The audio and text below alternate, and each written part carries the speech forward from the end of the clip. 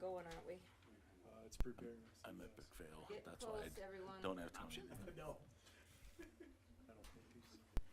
When did he call you? I don't think he heard. Yeah, that's We're what he getting did to close, me, too. Mark. Got flashing lights? Or? Well, we got it. We're calming it. It's very calm changing of light. Calm everybody. 6:30, so you tell me when we're up and running. Okay, so we are. We're up and running. I call this regular meeting of the Sturgis Common Council to order, December 19th, 2022. First item's approval of the agenda. So moved. Got a first by Beka, Second? second by Tony. Any discussion on the agenda? All those in favor of the motion, please indicate by stating yes. Yes. Opposed to no. We've got an agenda. Please stand, remove cover, and join us for Pledge of Allegiance, please.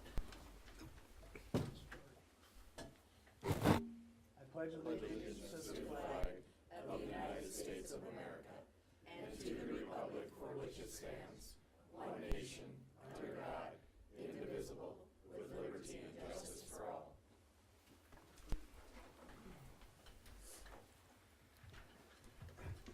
Item 4 is informational reports. Included in the packet is the planning and permitting minutes from December 6th. That's all that's included in this packet. Item 5 is announcements and praise. I'd like to take a moment and pray if you'd like to join me. Heavenly Father, we give you thanks for this wonderful season, for condescending to earth, giving your Son for our sins. We pray that there's peace and joy for everybody during this season. We know people are struggling with mental health, with physical health, and just we hope that they have peace and comfort in this time. We just thank you for all of our blessings. In Jesus' name we pray. Amen. Amen. I got some notes here. First off, Rick and crew and the whole city staff, great job with the storm that we dealt with. I mean, our town was unbelievable what it did. Up and operating multiple times, drifted back in, get us back going again. So just wanted to mention that, and just the dedication that we have from our staff is just unbelievable. Garbage, because of the storm, has been difficult. The plan is to get it out. If it's out and it's got garbage in it, we're going to haul it off, pull it back in when it's empty, and we'll try to get back on schedule when we. Back on Wednesdays, back to normal. Christmas tree drop off, we're going to have that open very soon. We could wait at least till after Saturday, but you'll probably have it there before anyway. That's all I have for notes in my announcements and praise. Does council have anything to add? Mr. Mayor, I'd like to just add to the great work that Public Works has done with snow removal, but point out that I think some of that praise can go back to this council. I mean, I wish I could take some credit. We've got a former councilor in the audience tonight, but approving budgets that give them the tools to go ahead and probably provide the best snow removal service in all of the Black Hills is just part of the team building piece, and hopefully that we can continue to provide them with the resources they need to be doing the great job that they're doing for all of us. Thanks, Kevin. Anything else from council to add? You guys covered it. Got it covered? Also, thank you for the Christmas party that Public Works put on. It was great to see the staff and everybody having a good time there, so thank you. Thanks, Tony. Next item is Councilor's update, and tonight is Beka's turn to do this. Dean said I didn't know we had an option to decline, but Beka's turn, so I'll turn it over to you, Councilor Zerbst. All right.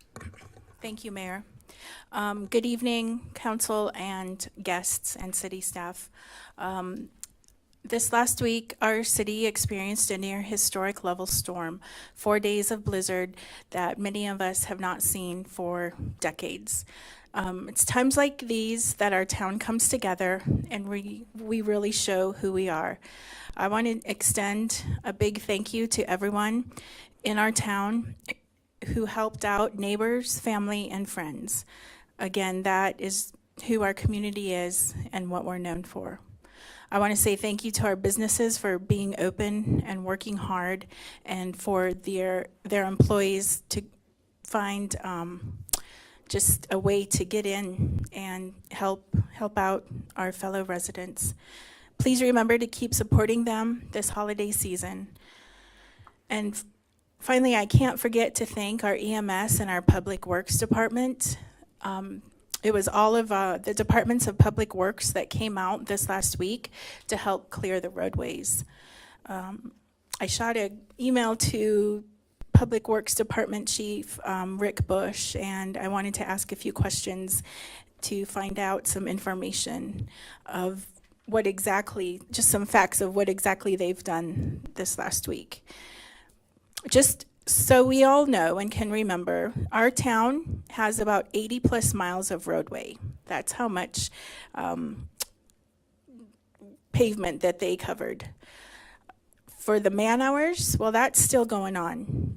They've come in at 4 a.m. every morning to pull curbs, haul off snow, and now they're working to widen the streets. Wednesday through Saturday this last week, they worked no less than 12 to 15 hours a day. And unlike most other cities here in the Black Hills, our city only uses our public works team. We have no private contractors.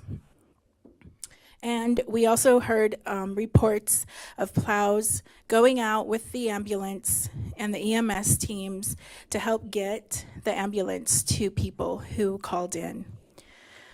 So while those of us, myself included, were home, warm in our houses, these people were out, taking time away from their family, risking their safety to make sure that our town was kept safe and the roads cleared.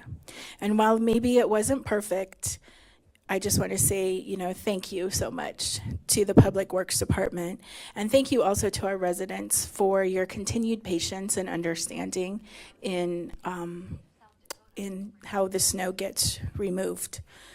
I also want to say a great job and thank you to city staff for keeping all of us informed and updated on what was going on. Dave Smith, who does our important updates that everybody gets through the alerts, and our communications officer, Deb Holland.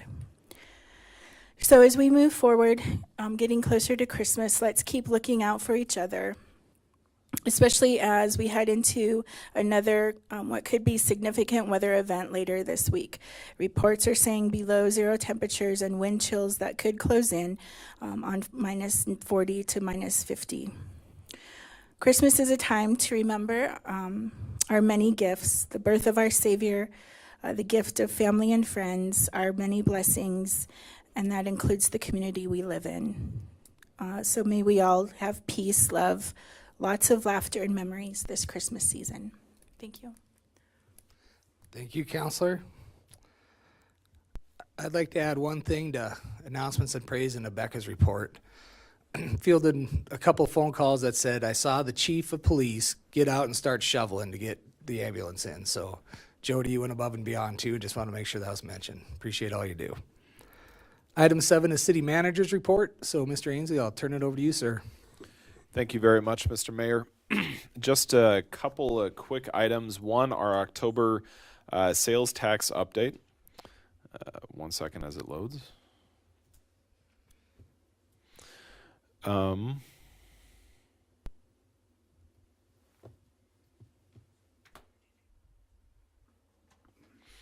the general 2% sales tax for October of 22 compared to October 21, we were flat. 0.5% lower. Sales for the first 10 months of 22 are 2.5% higher than the same time period of 21. And the first 10 months last year represented 86% of our total sales. So at this point, we do have a very good trend line as to how we would finish off. We are looking to be higher than what we had budgeted. Right now, it's looking at about $68,000 higher. We still have 2 months to go. But so far, that is looking quite good in the 2% general sales tax.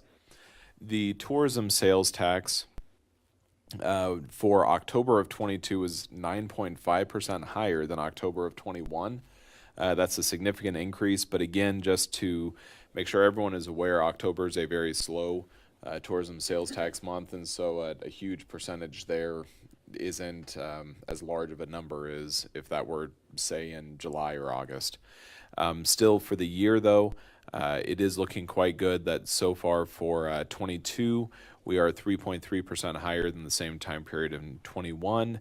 So if this continues, we do anticipate a surplus in the BBB fund as well.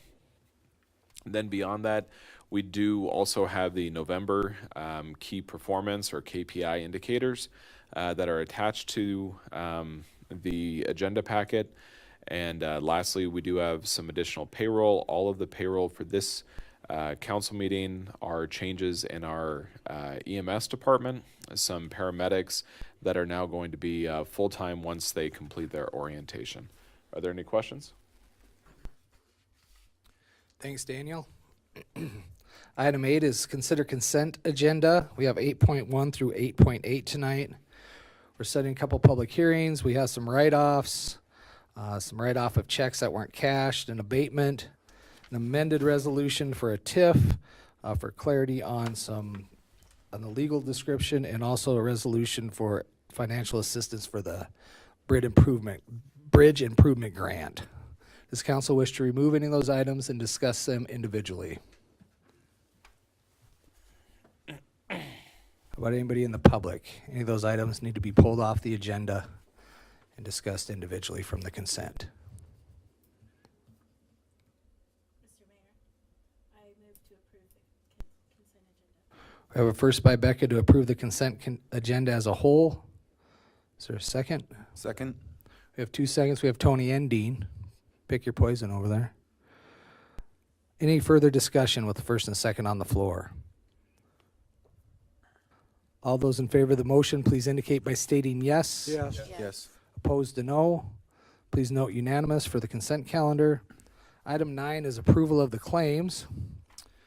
This is the time of year where Daniel repeatedly reminds department heads that there isn't much budget left and don't spend any money. So the claims have they're pretty tight for sure. But we're still operating and still plenty to do. Questions, comments, concerns on the claims? Public or council? Is there a motion on the claims? Motion to approve. We have a first by Tony, Second. second by Angela. Last chance for discussion, public or council. All those in favor of the motion, please indicate by stating yes. Yes. Yes. Opposed to no. Please note unanimous for a roll call, please. Item 10 is reports. 10.1 is application for medical cannabis dispensary. I have Mr. Smith down. He's walking up. Dave, I'll turn it over to you. Thank you. Good evening, Mayor and Council. See, which one do I got up there first? Okay. The application in front of you is for a medical cannabis dispensary application, which are applied for and approved every year, or according to ordinance. This one, background information. Northern Hills Alternative Health has submitted an application for the medical marijuana dispensary located at 2715 Lozelle. Northern Hills Alternative Health was chosen by lottery last year to be one of the 2 dispensaries within our community. They have obtained a building permit to complete the renovations at 2715 Lozelle to be in compliant with Title 39 medical cannabis. The application submitted using Citizen Serve is complete, and they have met all application requirements and paid the $7,500 application fee.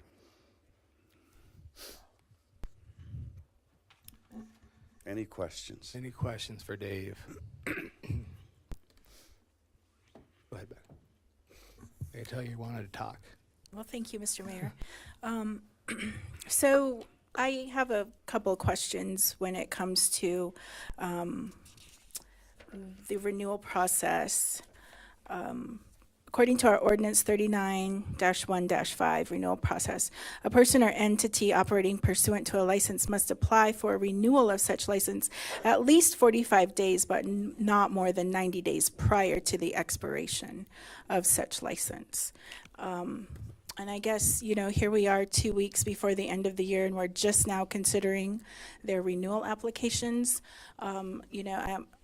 My point of this is just there is some disappointment here in that it seems like we're last minute trying to approve these. And I just wanted to make that comment. My second question is, in our ordinance 39-1-7, license to remain active, every license issued pursuant to this chapter must remain in continuous active use. Could what exactly does continuous active use, what constitutes that? Well, I would think that it would be an operation, Okay. but because there were still supply shortages, material shortages, cost things, I think that's what slowed a lot of that down. They were actively working on the renovations for some time. It's just waiting to get I know that they had trouble getting contractors in, like an electrician, to get an electrician there, because everybody's busy. So I guess that's entirely up to you. And as far as the 45-day prior, I don't know where that, if that falls, the responsibility falls on the licensee to know that, or is that something, because this is pretty new to us, that's something my department needs to remind them of. We do remind contractors with an email that their license is coming up for renewal 1 month in advance. And I know that, I think we remind alcohol or malt beverage license holders. So that was probably, I guess, my fault. No, oh, no, I don't put it on you at all, but I think, maybe going into the new year that could be something that Legal and Finance takes a look at, exactly how reminders work and what the process should be for that across the board, for all of the licenses and applications that the city has.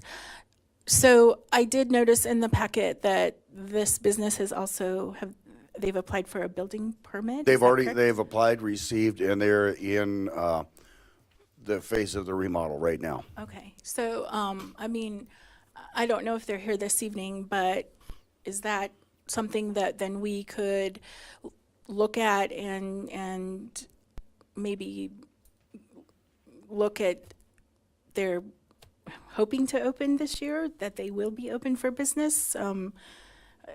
I can't answer exactly what they're planning. Last time I talked with them, they are here. Oh, okay. So I would let them answer that question if that's fine. Is that something you, okay.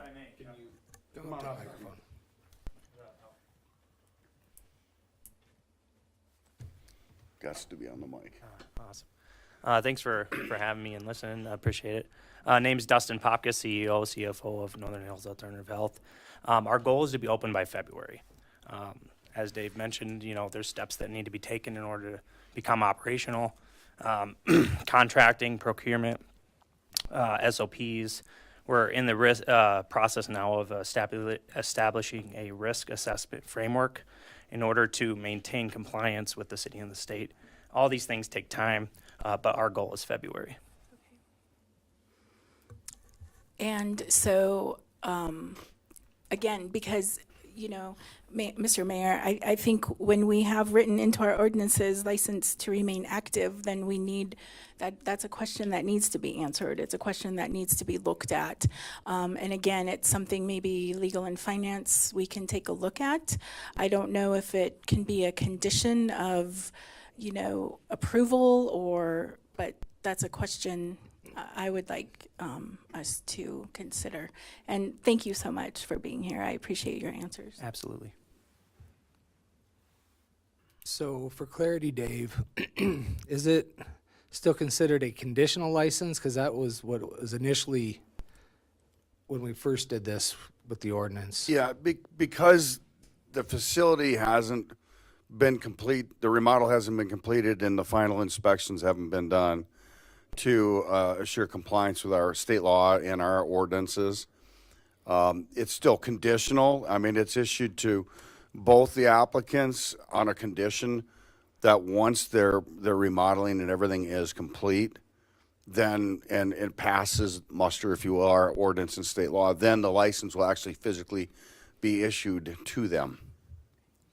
So, but it is conditional. That's why it hasn't really remained active, because it hasn't been fully issued yet. Okay. I see what you're saying. That's right, because the process is that it goes through and then the building, that gets approved and, okay. Yep. Thank you.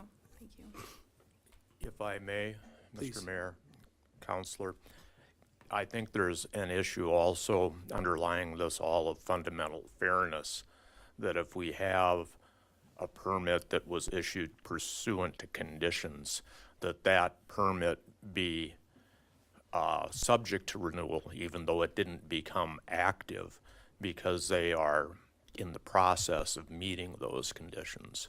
If we were to throw them out and subject them to another lottery, I think we would have problems on our hands.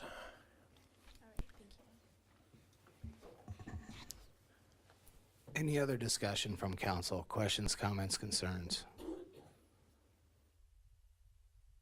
Public input on this matter. Certainly. The address is 2715 Lozelle Street, Suite, Boulder Canyon Station number 2, Suite D, Sturgis.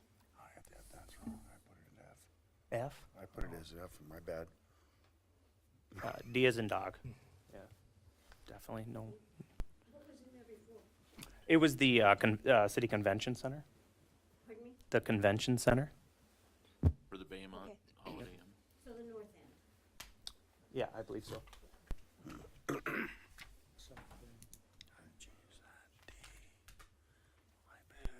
I add something? You bet, please. I'm Terry Popkis. Terry, we'll have you on the microphone, please. We also have had the fire department do a preliminary walkthrough with us, and we are scheduled to also have the police department do a walkthrough early next year in January to make sure we're all in compliance with everything the city would like. I just want to make sure that everybody's aware of that, so. I know you got some concerns and legitimate, so. All right, I just wanted to point that out. So in your report, Dave, you're saying you put F, and in the application it says D. Yeah, that's my bad. My mistake. I apologize. It should be Suite D, not Suite F. Any other discussion on the application for renewal of Northern Hills Alternatives? Bonnie, what else do you have? Well, I was reading the documents, and the thing about the panic button in that document, I just was trying to understand the security requirements and stuff, and it says, now if I can find it again. Oh, it says, only time panic button is permitted to be used is when either the security of the employees, customers, and products are at risk via fire, floor, theft, or personal attack. What does floor mean in there?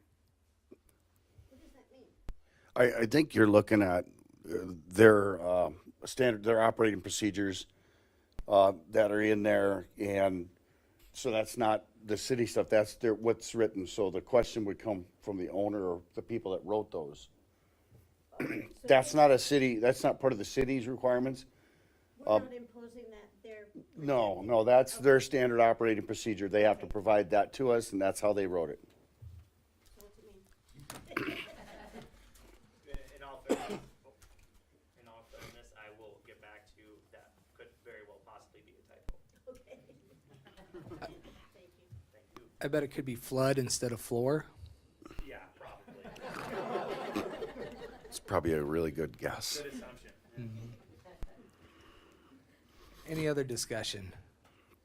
Public or council?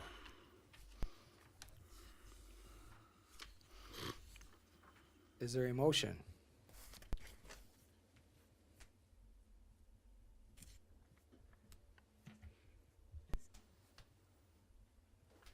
We're waiting for you, Tony. I motion to approve. I second that. We got a first by Tony and a second by Mike. Any further discussion on this application With the correct suite. with the correct suite? Which is correct in the application. It's yeah, my typo here. The application is correct, but We were initially in C. C. And we and- got the improvement from the state and the city with the governor's approval to transfer to D. Any last discussions? Come on up, Max.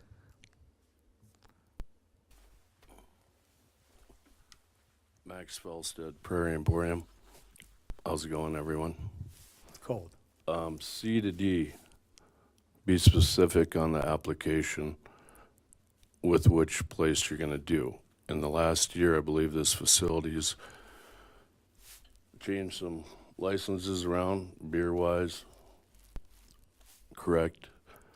They've done a lot of jogging at that location in the last year since you issued the license. And now you issued it to room C, and now it's in a banquet room, which I think would be D. And am I correct in saying the banquet room probably has sprinklers in it?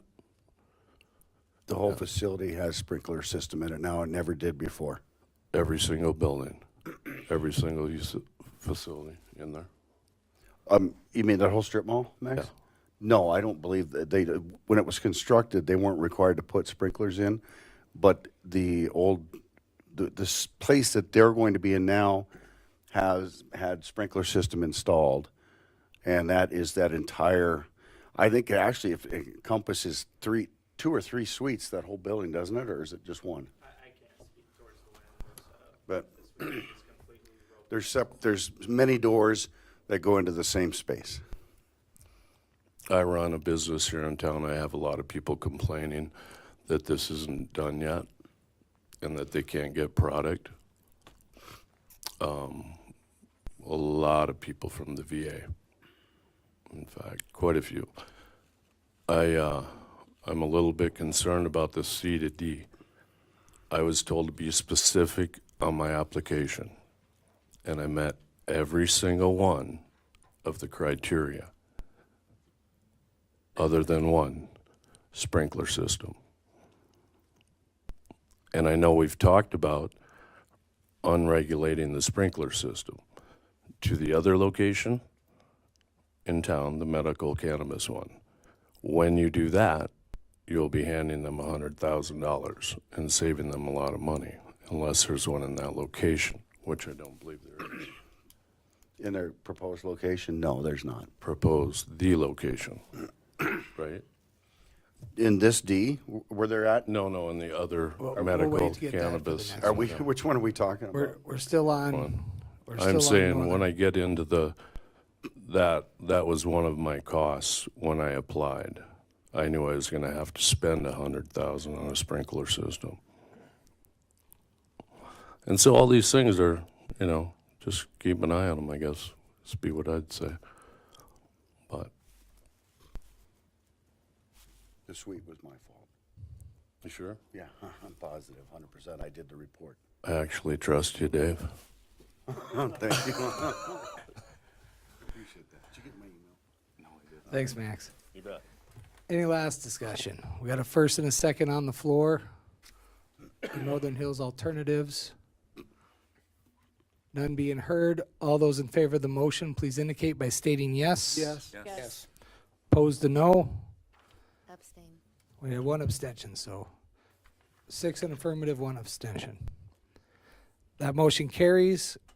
10.2 is the same thing for a different organization. Dave, I'll turn it back over to you. Thank you. The application is Puffy's LLC. They've submitted their application for a medical marijuana dispensary to be located at 1337 Main. Puffy's was also chosen by lottery last year to be one of the 2 dispensaries in Sturgis. Puffy's will apply for a building permit to complete the renovations at 1337 Main to be in compliant with Title 39 medical cannabis. The application submitted using CitizenServe is complete, and they have met all the application requirements and paid the $7,500 application fee to the city. Are there any questions? Minus the sprinklers currently. They have not applied for a building permit yet to do the renovations within this facility. I did meet with a member of their contractor team a month or so ago to go over it. I still haven't received any plans for the facility that are laid out, completed, but we know what they want to do, so. Mr. Mayor, if I can just interject there, that given the current ordinance, they would be required to have a sprinkler system in place before they're able to become operational. So that would be in compliance with the ordinance. So same thing, conditional. That's Correct. just, Exactly. And before they would be able to open with an actual permit, they would need to have a sprinkler system in place.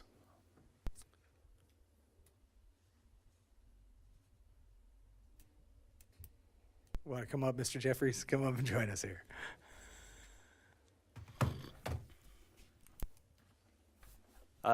Thank you, and appreciate you guys for having me. My name's Kitrick Jeffries. I'm the CEO of Puffy's Dispensary.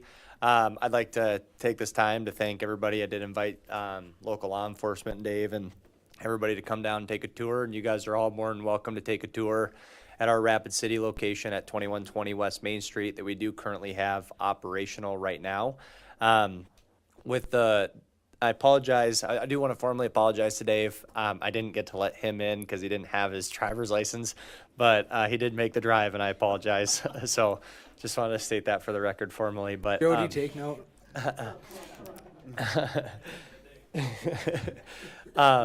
But we do have building permits. They are stamped. We were waiting on one. The plans, not permits. Oh, sorry. We do have plans that were stamped by our engineer pretty recently, and so we were waiting on one of our security contractors to ensure triple redundancy. And if you guys come take a tour of the Puffies down in Rapid City, I can show you that just on our security plan.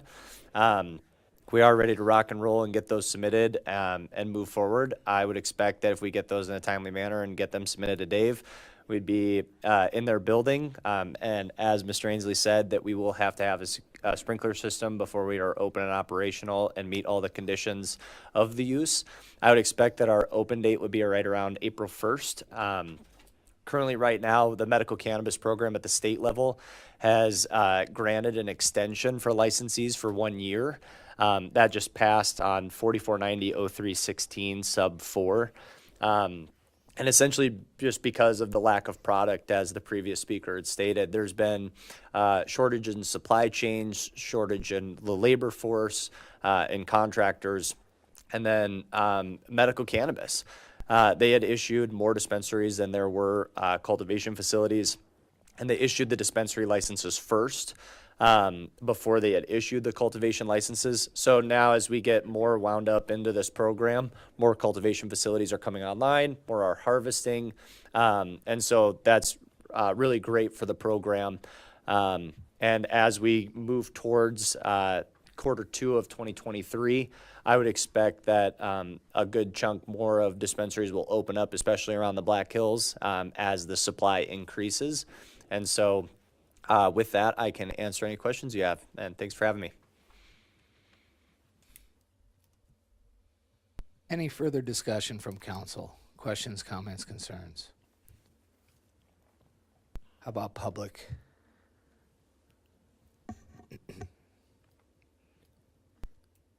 None being heard, is there a motion? I'll move to approve. We have a first by Kevin, Second. second by Mike. Any last discussion, public or council?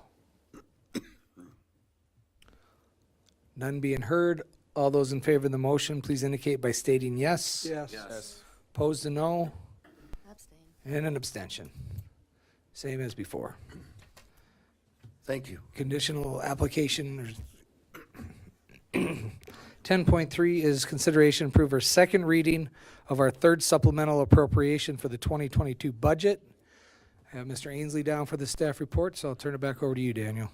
Thank you very much, Mr. Mayor. And just in regards to a similar item as to what you just discussed, the manufacturing and cultivation licenses, the city has awarded 2 conditional licenses.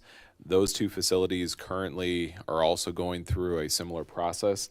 They are now starting the renewal process for their license, and so we anticipate that that will be at the next council meeting in January. But depending on when they actually get their information in, maybe it's the second meeting in January, but that would be coming up. In regards to this supplemental appropriation, there have been no changes since the first reading, and in the interest of time, I'll just leave it at that unless there are any questions.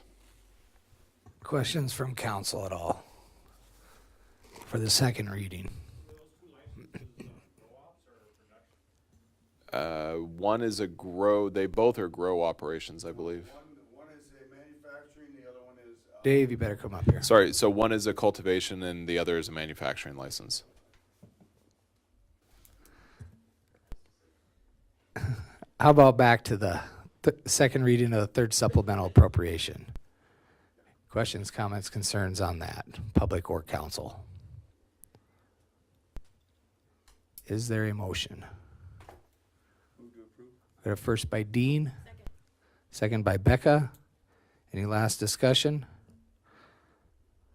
All those in favor of the motion, please indicate by stating yes. Yes. Opposed to no. That motion carries unanimously. It'll be posted in the paper. 20 days after that, it'll be finalized. Item 10.4 is first reading of Chapter 15.07. This is right-of-way maintenance. Mr. Miller, public congratulations on the baby and welcome back. So, I'll turn it over to you, Eric. thank you, Mr. Mayor. The intent of this ordinance is to essentially create more consistency amongst right-of-way maintenance throughout the city. In many areas, the common practice is that the landowner generally maintains all of the right-of-way up to the pavement. And the goal of this ordinance is to ensure that's consistent throughout the community, plus also adding standards, specific standards for specific areas to create more once again, more consistency with the standards and the practice. The primary differences between the first reading ordinance and the prior discussion is I know the first thing was the stagnant water was a primary discussion point at the last council meeting.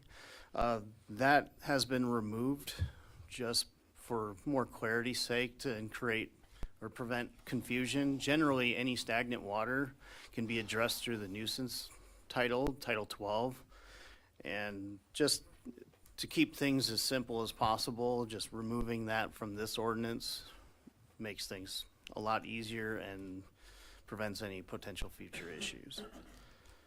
This primary second discussion point was the drainage basin standards. That has been updated in this version to be more in line with what a drainage basin is and how it functions.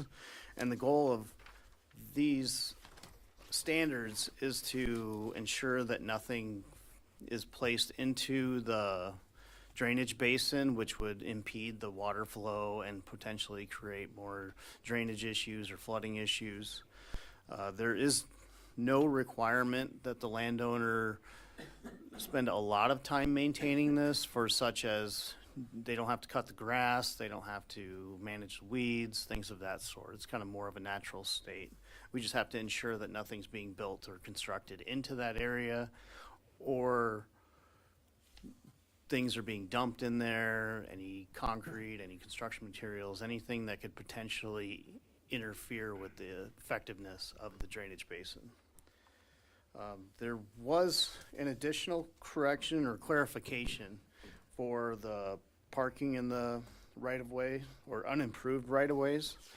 This essentially allows the PD to enforce this rather than code enforcement, which is generally the enforcement mechanism for much of this ordinance. This way, if a budding landowner that has the duty to maintain the right-of-way can prevent significant damage or any additional from people parking in that unimproved right-of-way. So it's left to the land property owner to allow parking in an unimproved right-of-way, because if they allow it, then they have to fix it if it gets rutted or things of that sort. And that's primarily the revisions. I'm happy to answer any questions. How do you think the public's going to react to this? after we approve it and move forth in code enforcement, then has to start writing tickets to property owners for failure to comply. Many of the property owners are already complying with the ordinance. It's primarily, I know there's the examples that were highlighted in the report. That's probably the focal point of a lot of property owners that might be upset about this. The vast majority of citizens in the city are already complying with right-of-way maintenance, for instance, mowing the boulevards and things of that sort. So I think the kickback will be very well, might be more vocal, but it will be a very limited group. And additionally, for instance, the bike path that runs near the school, that might be, the school might not be the happiest people for having to kind of maintain that on either side, but I think it's from the best interest of the city because it prevents, one, snakes and obstructions from occurring onto those bike paths. And I think the goal of the right-of-way maintenance will have long-term safety, increase in safety, just because it'll help prevent additional obstructions, ensure that maintenance is being done, and other aspects. And Councilor Bashan, if the council does approve this as what's been presented after the second reading and after it would actually go into effect, the city would be notifying those property owners so that they're aware ahead of time that it will become their responsibility. So for example, when you look at this map, you can see that there are some areas that the city maintains, then there are other areas that the city doesn't. And in order to have really equity amongst all of our property owners, it makes a lot more sense to say that everyone should be treated fairly, everyone should be treated the same. And so those areas where we traditionally have had a lot of our public works crews doing maintenance on private properties, we'll be notifying those individuals that this spring, from that point forward, that'll be a responsibility that they'll need to do, similar to the majority of property owners in our community. And I'm sure some people may not necessarily appreciate that, but ultimately it would be treating everyone equally in our community. How do we treat alleys in this new document? I believe the standards for alleys are similar to roads. I know there's specific standards for alleys that would be, yeah, it's treated similar to streets under 150701, section 2, streets and alleys. All vegetation must be trimmed to a maximum height of 8 feet or 8 inches. And then all tree limbs must be trimmed at least 14 feet above any street or alley. So it's treated in the same scope as the city streets. Well, I don't disagree. I'm just looking at the complaints that I'm going to get. And I will get complaints. Believe me. Eric, I've got a couple questions. Thank you for making some adjustments there. There were a couple things that I asked about the last time, and it's definitely, to me, cleaner and more clear.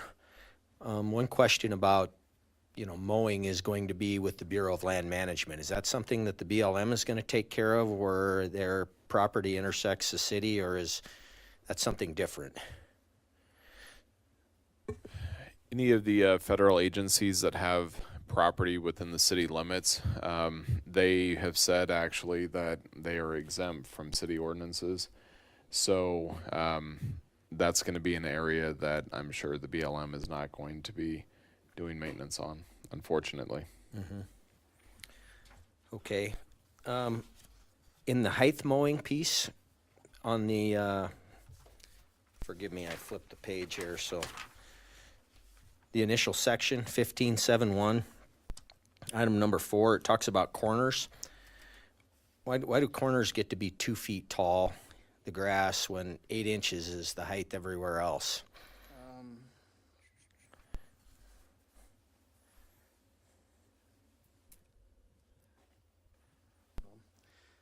I mean, I think with the 2 feet tall aspect, I can change that, but the intent of 2 feet tall is essentially bushes, things of that sort. I mean, the grass should be still 8 inches, or not 8 inches, but, 8 inches. So I can update that, but the goal of that provision is to ensure that bushes don't start to obscure or obstruct the sight view of that corner. Because I'm sure there's some areas where if you roll up and there's a 8-foot bush, it's gonna make it very difficult to see any potential oncoming traffic. And that's the goal of the 2 foot. I just will have to modify the language to clarify that it's the shrubs and not just the vegetation. So that should just say shrubs rather than vegetation? Yeah, shrubs, bushes, things of that sort. Okay, and just for clarification, we talked about debris basins. And I think the discussion last time is that we have one debris basin in our community. Yes. And that's in the Dead Man Channel between I believe it's, Elk and Raccoon. yes. Elk and Raccoon Street.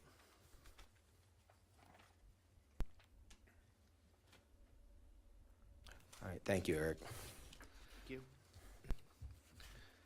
So I have a question. What about topographical restraints, situations where there's great inclines or rocky areas or things like that? I'm just looking for clarity in the way this is written.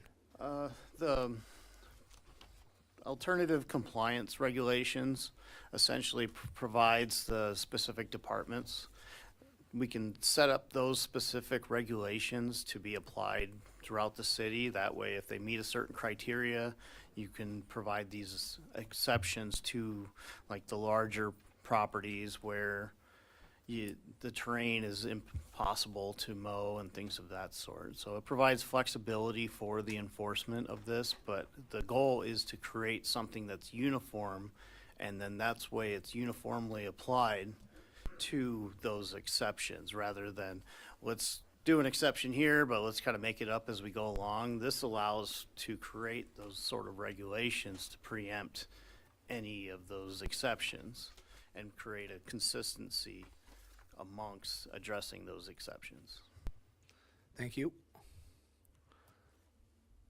Any other discussion from council? Questions, comments, concerns? Public input on right-of-way maintenance, first reading. Thanks, Eric. Oh, Bonnie, what do you have? As I went through this, I'm back to my usual picks. There's some real inconsistencies in the language which trouble me. And Kevin just brought this up, but we didn't address it. A1 talks about all vegetation, including but not limited to grass, weeds, bushes, and shrubs. So vegetation includes grass, weeds, bushes, and shrubs. Then we go down to 2, and we talk about all vegetation again, being an issue of 8 inches and tree limbs. Are trees vegetation or not vegetation? And then we have grass and weeds. Is that vegetation, or is that a separate classification? And then we have corners with any vegetation within 10 feet of the corner, and now we just said bushes and shrubs. I think we really have to clean up our understanding of the terms. I don't know if we need a glossary or what, but you just can't be flipping back and forth in what you're calling things. And as Eric has spoken, and I'm not dogging you, but you were talking about drainage basins. We don't have drainage basins. We have a degree basin. We have drainage systems in the language elsewhere. And before you go approving a first reading that locks us into making no changes by second reading, this has to be cleaned up. We just can't be all over the board with what we mean. People don't understand. As you go on through, we talked about the, I can't imagine an 8-inch bush, but there was a point here that I saw, let's see, it was on page 131 or 331, that it was talking about something being cut to 8 inches, and that includes that paragraph included bushes. I mean, if you cut a bush to 8 inches, you don't have a bush. So I think we really need to read this more carefully, and have more perspective on what terms we're gonna use, what we're gonna call things. And I could go on, but it happens throughout the document. I just think we've gotta clean it up before we go on approving anything first, second, third reading. I mean, it's just, my experience is once you approve a first reading, you don't wanna change anything after that. You wanna go straight to second and approve. You're gonna have me digging in my heels here again. For clarity, procedure-wise, if there's no substantive changes on a second reading and just the cleanup that you're referring to with either definitions or things like that, as long as it doesn't substantially change the ordinance, it can be gone as a second reading still. I know it can, But with the first reading, you don't wanna do it when we get there, has been the experience. well, because Eric's going to fix it before then. Hey. I can do that. We don't wanna be here on second reading night having the same discussion. No, we don't. And so, but again, you know, we have that one debris basin, the rest of it is drainage, systems, and I don't think we're clear about what constitutes a drainage system. You know, is a drainage system that backyard of those houses off of Pineview, or is a drainage system the canal that runs beside my house? And then I came out of that last meeting really unclear because apparently there are two categories. We've got the drainage ditch that goes through the one side of town, and then mine, and they're different, and they're maintained differently. And I'm not clear by who or by whom, and then what happens if I cut my branches like I'm supposed to and take care of that right away, and they wind up down in the hole. You know, you don't want me in the channel on my ladder, but what if I create a problem? Is the city gonna come help me get that out of there, or am I down there on my ladder? You know, so I just see some complications here that we haven't addressed yet. I don't think you're gonna have as much trouble with the general public taking care of their spaces, as just understanding what it is they're expected to do. My other question has to do with the map that I see here. Are we proposing that all the yellow stuff now will become red, the city will not maintain it? And has anybody been talking ahead of time to, like, the school? I mean, don't people need a budget cycle to prepare to take care of an obligation like this? What's that gonna do to them? Have we talked with them as we're working toward this, or are we just gonna pass this on second reading and then it's immediately effective? So that's kind of where I am. We're talking about it now, and there has been discussions prior to, With them? in different meetings and things like that. To answer your question, the intent of this ordinance, the way it is written, would change the yellows to red. It would take it out of the city maintaining the right of way and put it on the adjacent property owners.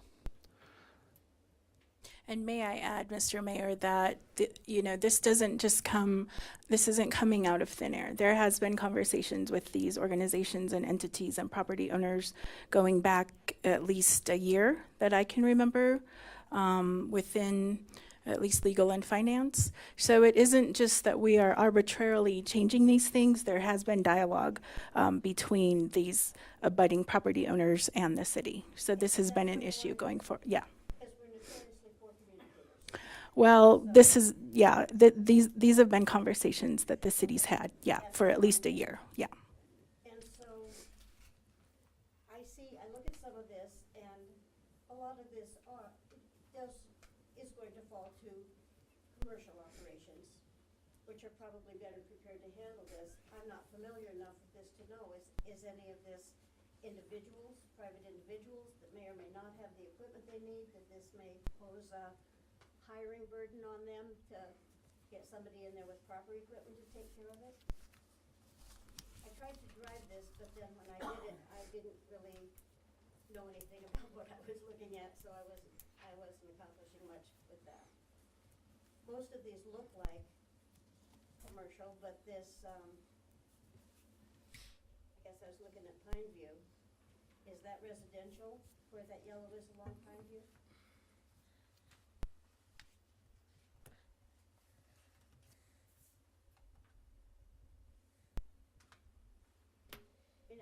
I can understand that this is an effort to reduce the demands on the city budget. And that all ties back into what we as individuals are paying in taxes. But then if I'm in a position that I turn around and I have to go buy a piece of equipment, I would have been better off paying taxes for the city budget. I'm just taking my usual practical look at things. I think as we move forward, if this is brought to a point where it's an approved second reading and goes into effect, I truly believe there'll be situations where people didn't realize it was their responsibility before. I mean, I think I can think of a couple spots in town where the city's been mowing, maintaining, weed eating, cleaning it up for probably decades, where it's going to be a shock to these people when they say, well, this is my responsibility. I think there's small pieces of property, and I think they are residential situations. The ones that are included in the packet with the maps are pretty large, sweeping bike paths, roadways, things like that. But I do believe that there's smaller pieces of property within our town that will be affected by this, and we'll just have to work through that process. And that was the main reason for my question on topography. I think there's some areas where there's some topographical restrictions where the city can do it and always have done it, and will be quite a change for the people if they have to do it in the future. And I do understand that, and like, I live on an alley. I mean, this is gonna impact anybody who lives on an alley. I've always taken liberties, and I mow up and down my alley and cut things that are sticking out in my way. And I'll continue to do that, even though, my neighbors haven't kept it up. But, again, that's a small matter. The back edge of your yard on your alley. Have we driven around and looked at the corners that are gonna be impacted by an 8-inch bush? Are we thinking in terms of who is gonna be impacted by that? And are we going to communicate with people before we bust them? I think we need to put more effort into goodwill as we do this, and we need to think more specifically about how it's going to impact. And then there was a piece in here that I didn't really understand at all, not being the lawyer. But it is an affirmative defense to a violation of this chapter. For God's sake, what does that mean? We are writing these things for our citizens to read, understand, and act on appropriately, and that means nothing to me. Generally, an affirmative defense is essentially the city would provide or say that you're in violation, and then it would pursue enforcement action. The landowner could then counter with, this is why, or this is what I did, and things of that sort. If it falls within those, affirmative defense causes, then that essentially could nullify that enforcement action. Okay, and I know that because I looked it up. But I asked the question because we need to clarify it. So if you drive up to the corner and you tell me, this tells me that my neighbor's lilac bush has to be cut at 8 inches, but she says, why? We can see around the corner. Then they don't have to do it? No, it would have to fall in one of those specific exemptions within that affirmative defense. And it would be up to the landowner to prove that when we're in enforcement. So if the bush does not impair the visibility on the line of sight at that corner, then it doesn't have to go down to 8 inches. There's another way to look at it, Bonnie. This provides the opportunity for Dave Smith to make more friends.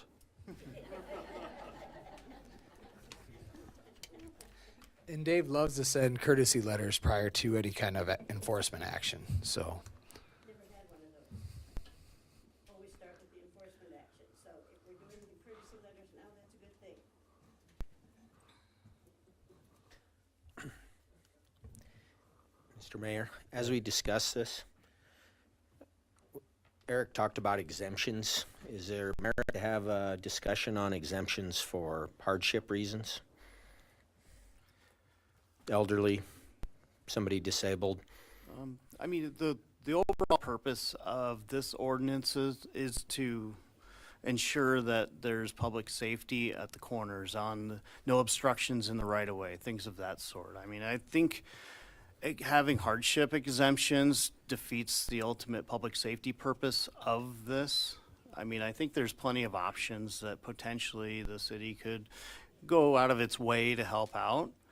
But I think if we start providing these hardship exemptions, it defeats the purpose of this ordinance, because then it allows that bushes will start obstructing corners, the trees will start overhanging into the roads and start creating safety hazards, or along the bike paths and sidewalks, the grass will grow taller and kind of defeat the ultimate purpose of this ordinance. Well, and couldn't you say, I'm sorry, Mr. Mayor, couldn't you say in section C, under the affirmative defense statement, that number 2, a landscaped area arranged and managed consistent with a plan accepted by the city, that gives the enforcement some leeway in working with the property owner? Wouldn't that allow, that's how I read that section, is that the property owner is given some space there to work with Yes, the that city. provides some flexibility for the property owner to essentially landscape however they see fit, but it needs to, with city review, we can determine whether or not there's potential safety hazards and things of that sort, or any of those concerns are mitigated. Right, because, I mean, I look at this as, you know, the issues we're dealing with, the support of increasing time efficiency for city staff, the consistency across the board in, you know, right-of-way maintenance. It doesn't mean that that can only exist at the expense of heartburn for our citizens.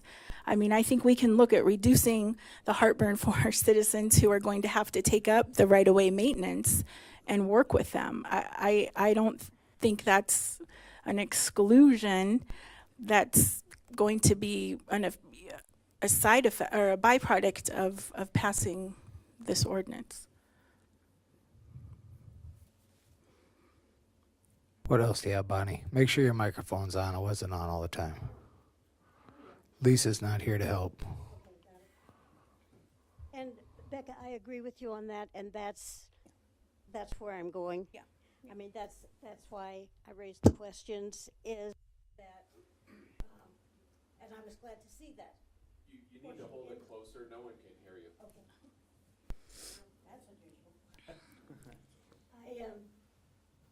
I was pleased to see that number 2 in there, and I see some room in there.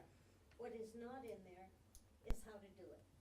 There is no direction for the citizen of how to approach the city, what to do to get some consideration, some modification, or some assistance in the plan. And so I do think there needs to be a directive in there as to how we approach it and how we get the approval. And Mr. Mayor, maybe you want to speak on this, but I think that we do have the system and the process in place for when a resident or a business receives the notice of a violation. Is that right? Well, If I'm going to be doing things on my property, I don't want to do it, get a violation, and then need to negotiate modifying it. I want to know up front. and sure. And I think, you know, again, it goes back to getting our information out, making sure that as we present this ordinance, that's why we have a communications department, you know, and when it, you know, going back to the question that Bonnie had on, you know, that we have private drainage systems.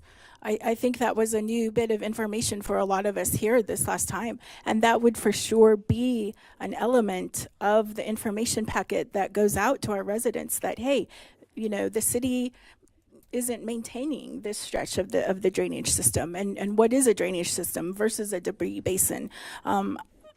Again, communication in the past maybe have been lacking, but we have worked hard to resolve that.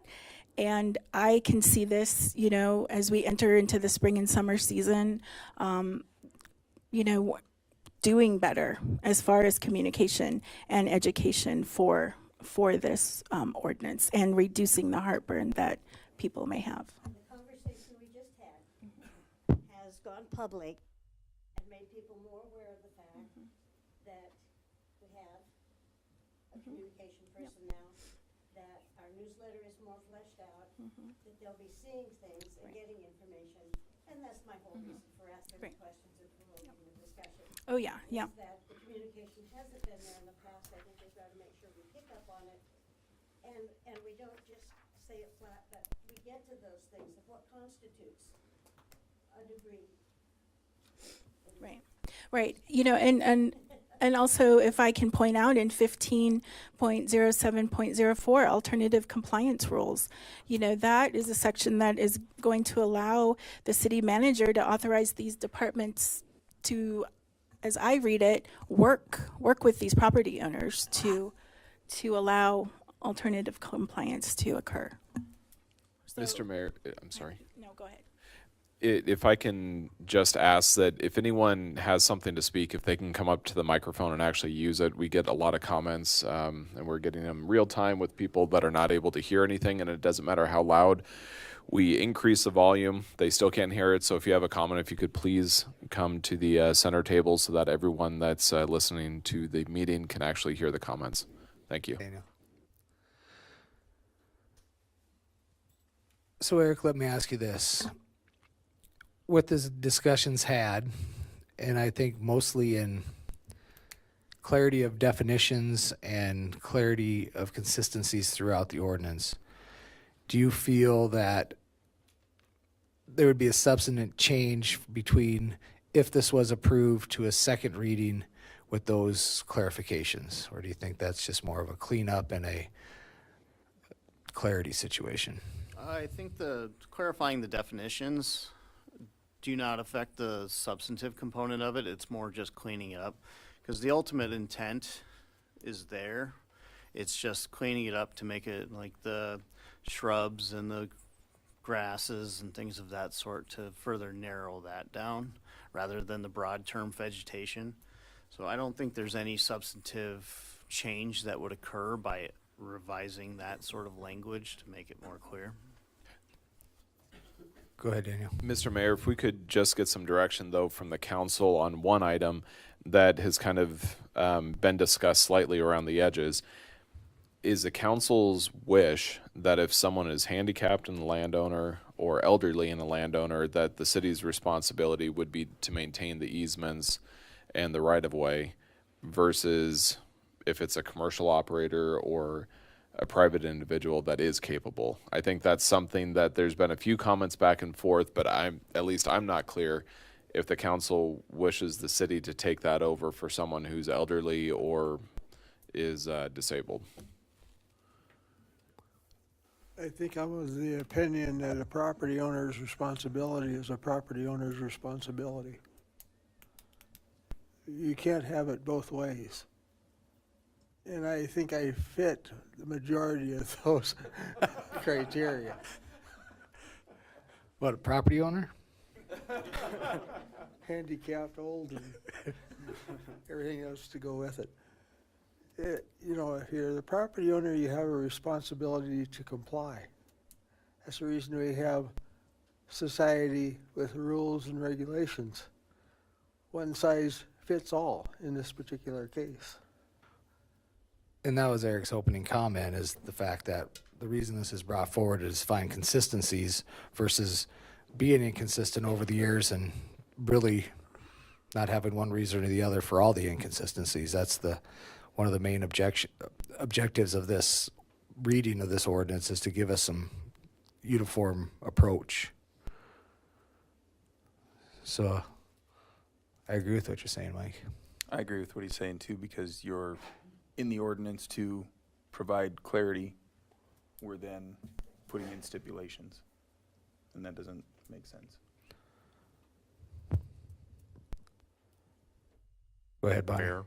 Go ahead, Mark. If I might share this, as with all ordinances, there is discretion on behalf of, be it law enforcement or be it code enforcement, as to whether to cite someone.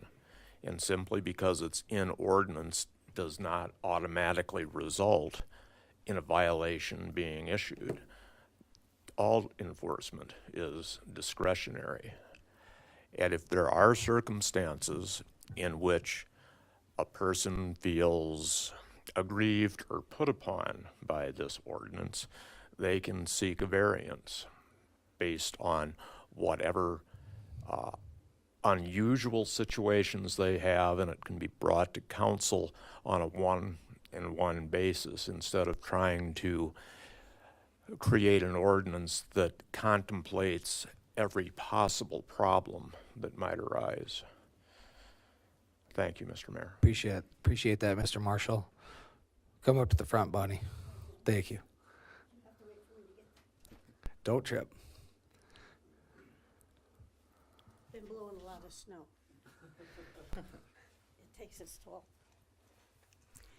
And I just want to say that thank you for that perspective, and that's exactly what I'm trying to say, is that as citizens, we need to know that. We need to know that that's our alternative. And I agree with Mike. I mean, you know, I'm aging, I'm disabling, but I own the property and I'm responsible for it. It's just that you're going to destroy me if I suddenly have to spend a couple $1,000s on those trees hanging over the drainage ditch.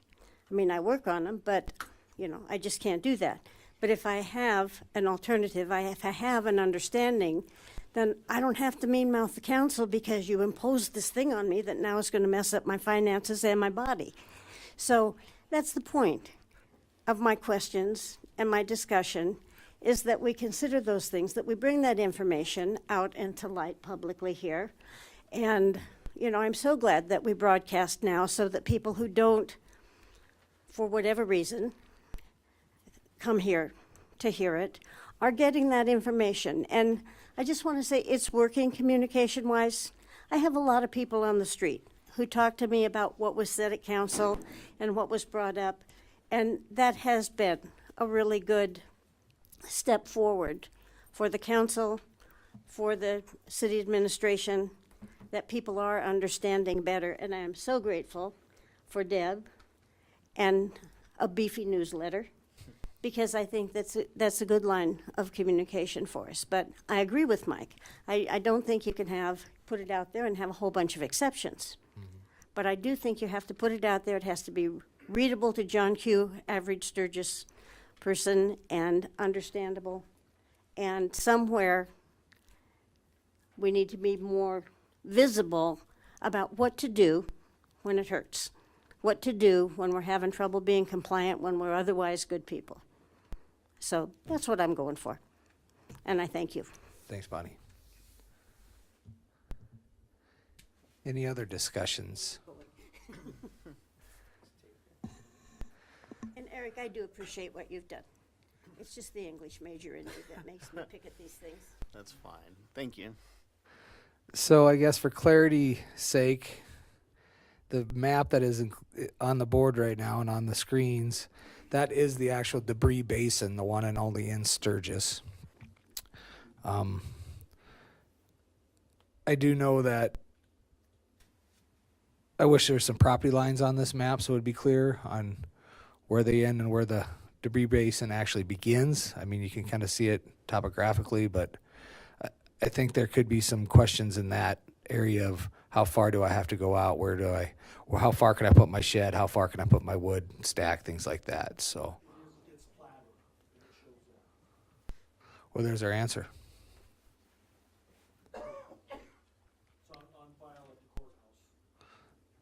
Rick said that it is platted and on file at the courthouse for the property lines for all those properties throughout there. Further discussion on the consideration of first reading of right-of-way maintenance, public or council.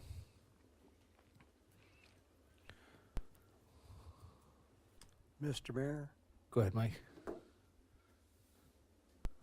I propose we pass this first reading of the ordinance as is. So I make the motion. We have a first by Mike. Second. We have a second by Beka. Any further discussion, public or council? With a first and a second on the floor, all those in favor of the motion, please indicate by stating yes. Yes. Opposed to no. No. We have 6 in affirmative, 1 in for a no. Motion carries for first reading. You got some work to do, Mr. Miller, but appreciate what you do. Thank you.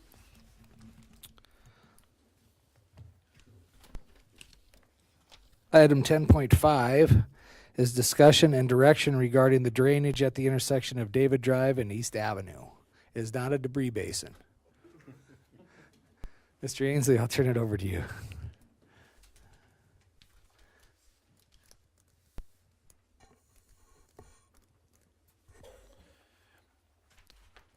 During my presentation here, I'm going to leave this map up because I think it'll probably aid more than actually having a copy of the report. The area of question that we're discussing is this corner here of David Drive and East Avenue. When Heritage Acres was originally constructed, this area here, they also owned this triangular portion. When that was constructed 15 years ago, maybe 20, something like that, East Avenue was not fully improved. That was a requirement at the time, but that was waived by the council for a time. About 7 years ago, the Heritage Acres sold this triangular portion here to a private developer, and the developer was going to build 3 apartment buildings there. His plan was originally to build 1 apartment building every other year. The 3rd apartment building was supposed to be built in 2020. The property owner was not, or in 2020, lost his contractor and so was not able to build the building. He began looking for other contractors and has not been able to find a contractor to complete his development. The city essentially said that the improvements needed to be made on East Avenue and we couldn't wait any longer. So the city proceeded with making the improvements to East Avenue. And the improvements included a curb and gutter that ran north-south along East Avenue. The private property owner reimbursed the city for all the costs of what was constructed along East Avenue up until the property line, which is right here.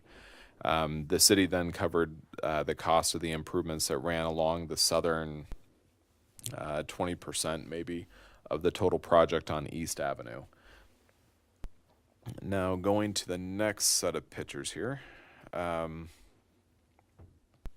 The improvements did not end directly at the corner, which in these images are right here. The improvements actually turned the corner and went all the way to the driveway of the first private property. The improvements were done by a city contractor and was designed by the city engineer at the time. We completed a series of elevation shots along this curb line before construction and then also following construction.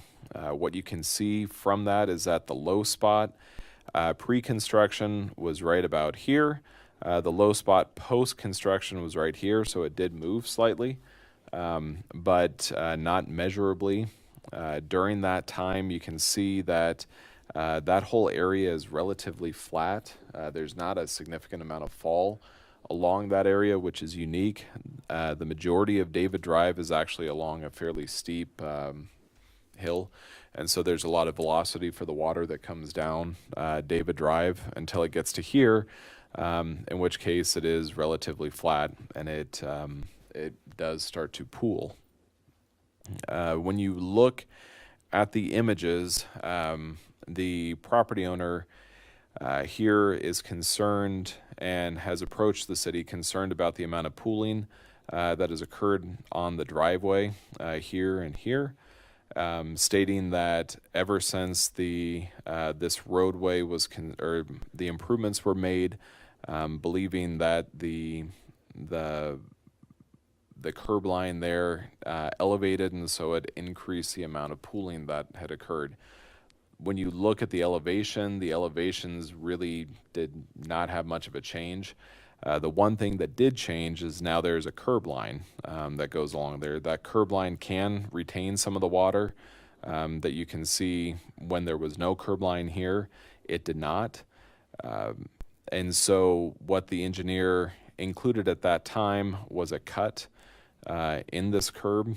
That way water would be able to drain into this area. She designed this area to be super excavated and more rock to be placed in it so that it could essentially be a rain garden to hold some of the water. That only works so when there's a fairly limited amount of water that falls. If you remember back in, was it September, I think, was a large storm. Yeah, I think it was in September with the very significant rainstorm. That area was insufficient to withhold that much water. And so what happens then is that the water pools further and further down and then ends up going down along the side here and then also into their garage as well. And so what has been brought up, the city did look at different potential ways to enhance the area further. That would include installing storm drainage. The storm drainage in this area ends right about here. From that point on, along David Drive, there is no storm drainage other than the curb and gutter. That is storm drainage, but there's no underground storm drainage that runs along David Drive. So the city looked at the possibility of installing an inlet that would be somewhere along here, probably kind of the low side, to be installed here. And then also on the other side of the street, I actually did not include a picture of that property, but the pooling there is on that other property that is directly to the south is just as bad as what it is here. And so the theory behind that is that if you're going through the expense of extending the stormwater, it makes sense to include inlets on both sides of the street to reduce the pooling that occurs. The estimated or the bid that we received on that was $55,000, I think almost $56,000. That was a couple of months ago, so that is no longer, good. We can't hold them to that. It's probably going to be adjusted a bit one way or another. But given that price tag, the city staff went back to the Infrastructure Advisory Committee to see if they wanted to proceed with this project because it was not a budgeted project. And in the past, when the city has offered to make stormwater improvements on in front of or for the benefit of properties that did not previously have stormwater, so you're making enhancements in pre-existing infrastructure, the residents have been asked to contribute a portion of the cost of that. First Avenue is an example that there was a meeting that was a couple years ago, and the city said that they would make a contribution of 50% of the cost of it, and then the other half the residents would have to pay for, and I believe it was over, the offer was, I think, over 5 years' time, something like that. So I would be happy to go into more detail if there is, but I think the primary kind of question behind that we're asking the council is, would you want to proceed with this project that would alleviate some of the storm drainage issues along David Drive in an area that previously did not have stormwater? If you do want to proceed with the project, does the city want to cover all the cost of it, or in or approach the property owners and ask for a contribution to help pay for a cost to improve the infrastructure fronting their properties. The property owners, do they want to speak or? Okay.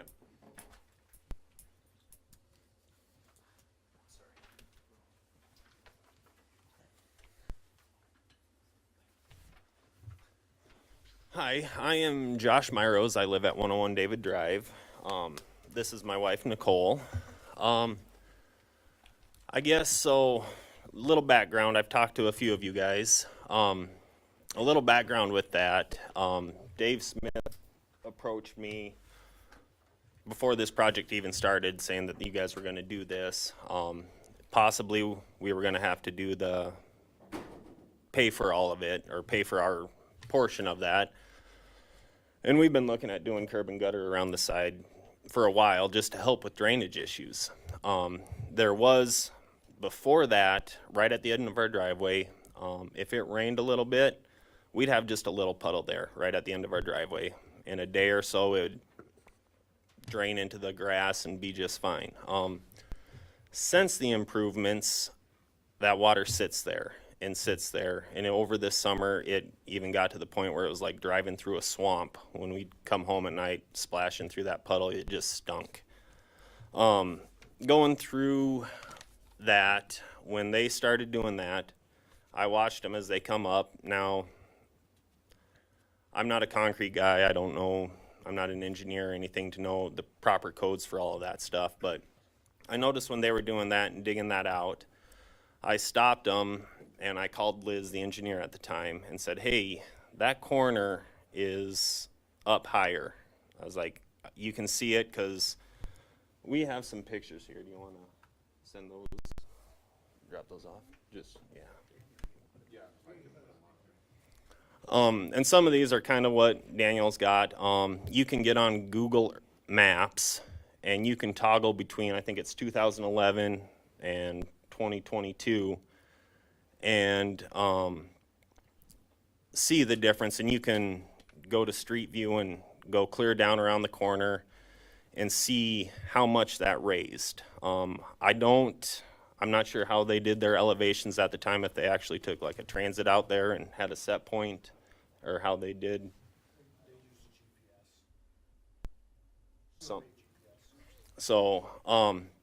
But there was, next to those lilac bushes, it was a little bit of a ditch.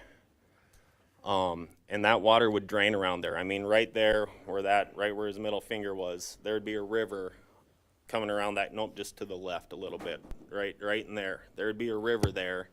And anything that couldn't handle would run across our driveway, down through the grass, down through that little ditch. So we never, after it rained a little bit or a lot, we never had water really backing up to our garage door. It would drain around that corner. So I don't know if it's the way the curb raised there, but it would drain just right around that corner past that rock, and we never had any issues. And water never sat there and stank. It didn't do anything like that. Going through this discussion here of what he proposed, he did mention that we've requested stormwater inlets. I don't ever remember requesting inlets. I just requested it be fixed. Something's not right. When I talked to Liz about that, that was her fix, those two pictures. And as you can see in those two, they filled up with dirt and sticks and grass and crap where it doesn't drain anymore. It just sits there, and there's no way to clean out those rocks. Where before, twice a year, I'd take a scoop shovel, scoop the dead leaves and grass around that corner, and it drained just fine. As soon as it started to back up a little bit, just scoop it out, and it drained just fine.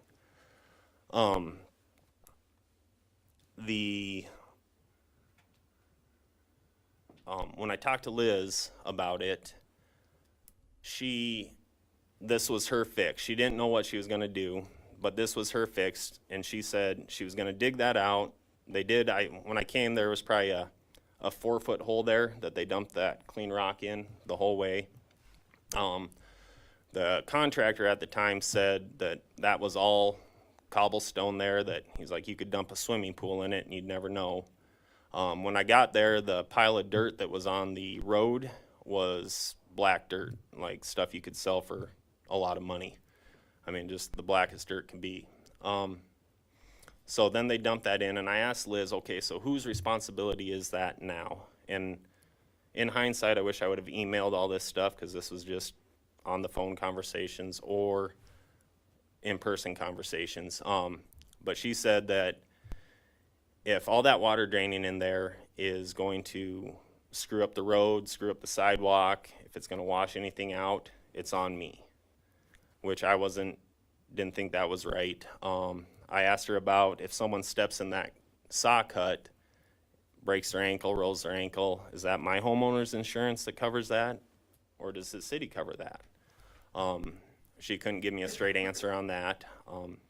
And I was fine with this fix if it worked, and it clearly hasn't worked. We did have plans on extending our driveway. I don't know, David Drive is a very narrow street. You know, if you got cars parked on both sides, there's kids running up and down, teenage kids drive like crazy around that corner. I wanted to extend my driveway out, get my pickup off the street, have it, maybe put a basketball hoop up for my kid. But now I can't do that with this corner here. This is the drainage, so I'm limited on what I can do on my property now because of this. And I guess that was kind of what I've talked to a couple city council members, discussed a little bit of this with you guys. The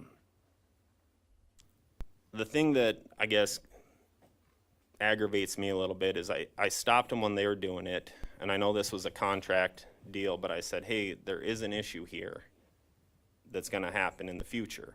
You know, is there anything we can do now to prevent a huge cost in the future of getting this fixed? And nothing happened for it. And then that's what you guys, I guess, get to discuss, is how this gets resolved. I look at it as, I'm an electrician by trade, so that'd be like me putting in lights for you guys, but putting them upside down, and then saying, well, you guys should have to pay me to make it right, is the way I kind of look at that. I guess, do you have anything? Not right now. I do know, so we do have more pictures of the flooding. So that last rain in September, when it backed around our house and dumped into our basement. It went in through a window well and flooded our basement. We got pictures. There was probably a ½ inch of water in our basement. At the time, we had to rip out sheetrock. There was some black mold down there that started to grow. Tore up flooring, tore up carpet, bought dehumidifiers and tried to get that all done.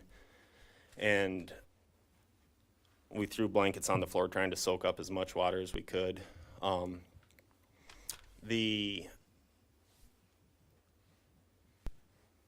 The flooding, so we bought that house in about, I think, 2008. My grandma had it before us, so my mom grew up in that house. When I was a little kid, I was always over there.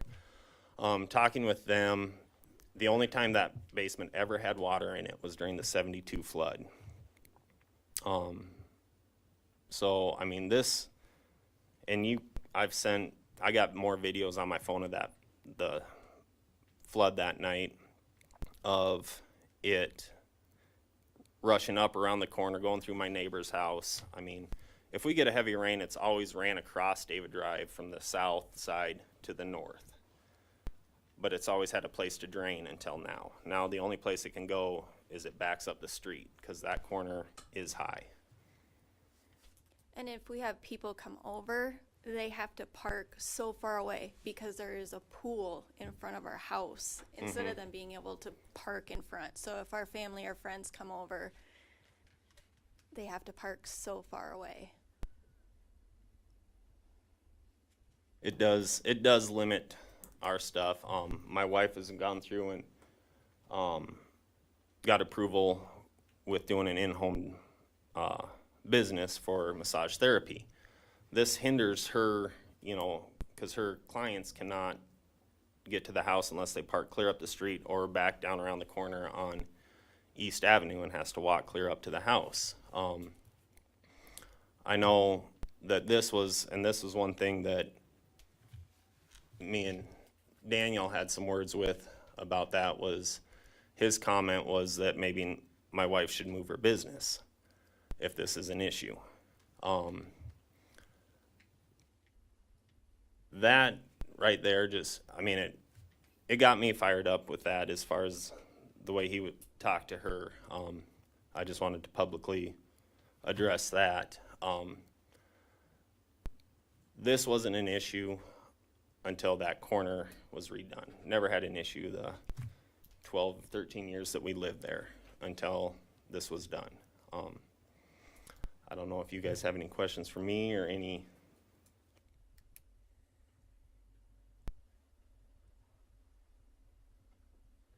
From what I see on the elevations, I think that's right along the curb line. Is that fair? Come on up here, Rick, please. Gutter line, right on the gutter line. With that being said, how about deeper into the property or into the right of way actually there where the pole is and things like that? Well, G seems to be also on the road surface or near it. But in from G. Yep, exactly. Between F and G. Yep. We don't have pre-construction of that elevation. Right. Because So it wasn't part of the plan. So that was the gutter line, you said? I believe so. I think that's what I saw in the drawing. It was some shots that some of our previous employees took, and then we went out and tried to recreate them here, I don't know, 3 weeks ago. We took the same equipment out, reshot them, and those are the comparison elevations. And they were within, I think they were within 100th, which is, I mean, pretty accurate. tight. So then that curb sticks up 8 inches higher than those elevations. So but you got to remember that the top back of curb didn't exist before. So you're comparing a ground shot to a top back of curb shot. Of course, the top back of curb, you got to Right. compare gutter to existing would be the correct way to do it.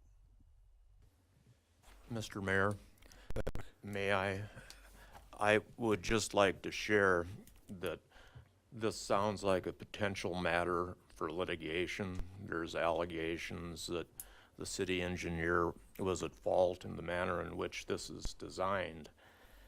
And I'd urge the council to consider these as settlement negotiations of a doubtful and disputed claim, and that you're not admitting any legal liability for this as you're pursuing good faith resolution. Well, with that said, Mr. Mayor, I'd like to propose or make a motion that the city pay in full the future estimate for the stormwater repairs on East Avenue and David Drive. With the addition of what Mr. Marshall said? Well, I'm looking at down in the future what Mr. Marshall just said, and I feel that there's going to possibly be more than just the homeowners that get involved in this. And I also think this would be a better thing for the infrastructure in that neighborhood, because the whole neighborhood does flow from the west to that intersection. And I think we need to get it taken care of, because like I said, it is our infrastructure. And like I said, that motion, Does that motion include the new drainage? yes, that would be the 55,000, but we are going to need a new estimated future bid because that was 2 months old. So we have a first on the floor. I'll second. We have a second by Beka. Before we vote, are the property owners amenable to that decision? If that fixes the problem, then yes. Well, what if it doesn't fix the problem? I can't imagine it wouldn't. That's, but- yeah, I mean, that's up to the engineer, whoever you have looking at that. I know we've talked to the city engineer several times. I've talked to Rick Bush. I've talked to Cody Severson. Talked to a few other people, and I mean, it looks like it will. you know, everything that I can see. Because that storm drain, I think if you go back a picture or a slide to that, yeah, right there, it looked like what I heard, they were going to put it like where letter B is, and then across the street, or maybe across the street at letter C, and then reslope the curb from G back to B on both sides of the street. Not reslope the curb.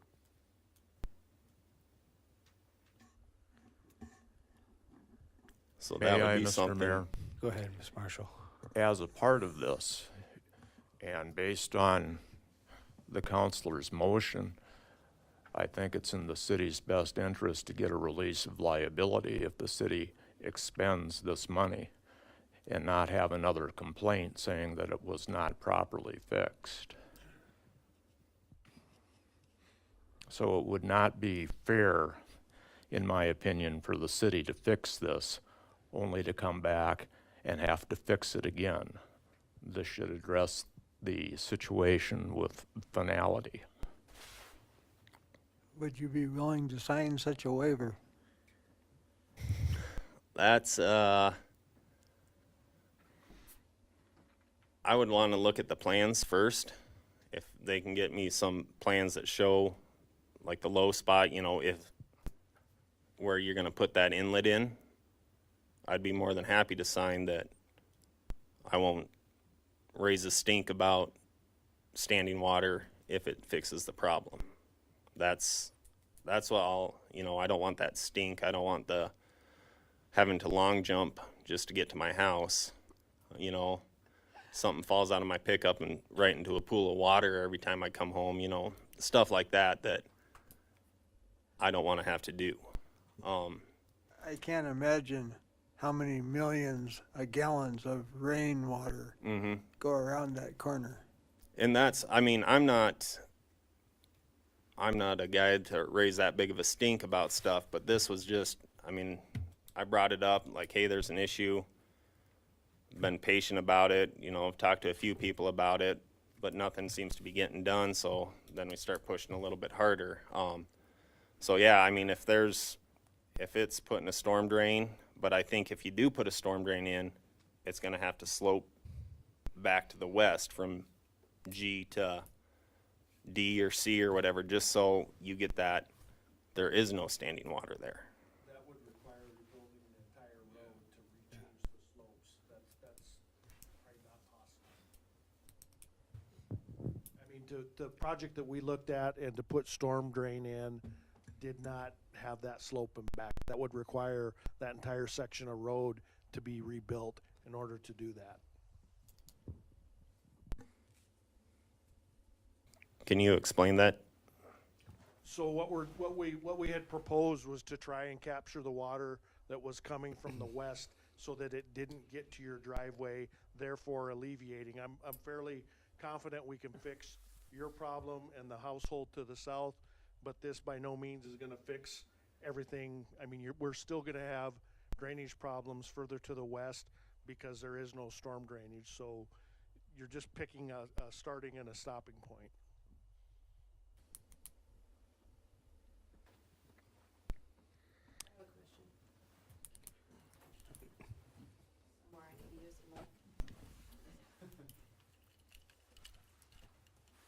I'm Tammy, even all of you know me, and I'm talking to you as a citizen, not as an employee. I just want to clarify that. I live directly to the west of this property, and this picture that they showed of can you hand that over to him? Clearly shows that there is creosote sticking out of the post. Daniel will show that to you. I also have pictures that shows there is no creosote sticking out of the post now, which now I gotta find it. So you can tell that something was definitely rebuilt.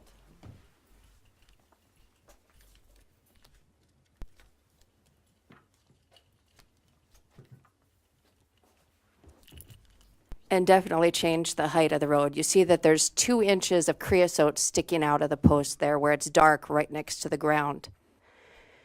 And Mr. Sigmund, as a lineman, you probably know that these posts that are 50 to 70 years old were only treated the very bottom bit of it.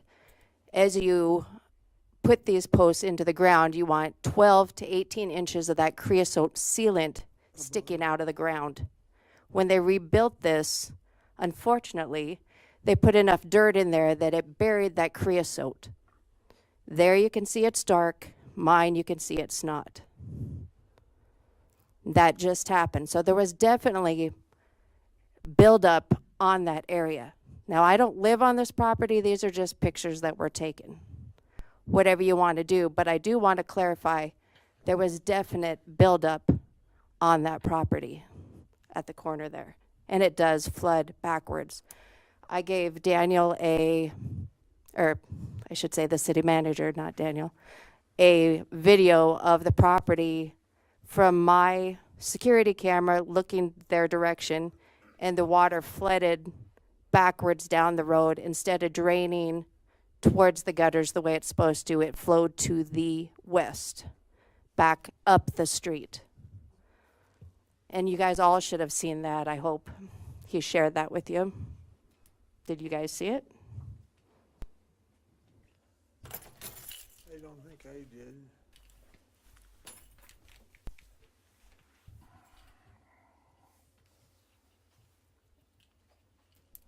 I happen to agree with you on the creosote, though. Well, it's proven. I mean, it's there. You guys can't dispute picture to picture. And Mr. Sigmund, I believe, as a lineman, you know that that's usually correct for the 50s to 70-year-old posts because they aren't pressure treated completely through the way the new ones are, according to all the linemen that I've talked to, which is a few. I haven't been a lineman that long. Mr. Mayor, may I offer a suggestion? Please. I think it's very difficult to negotiate a settlement in an open council meeting. I agree. And if the council is amenable to moving forward on these discussions, I would encourage the council to authorize Mr. Ainsley or someone on behalf of the city to negotiate an agreement with these folks pursuant to council's direction and not try to hash out the terms and conditions I agree in an 100%. open meeting. In an endeavor to move that along, I'll second Tony's motion. We got a first and a second on the floor already. Yep. What the hell's the holdup? With that being said, and Mr.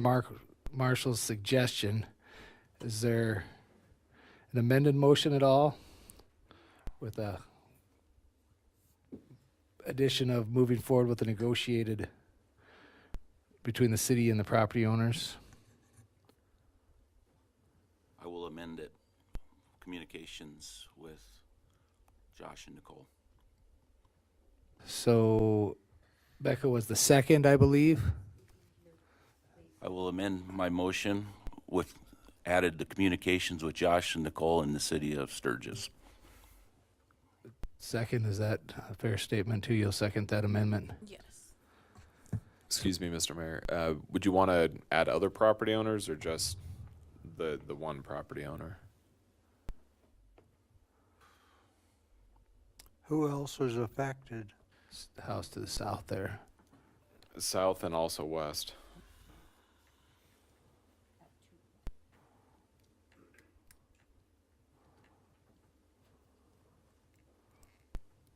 I would say all affected property owners of the intersection.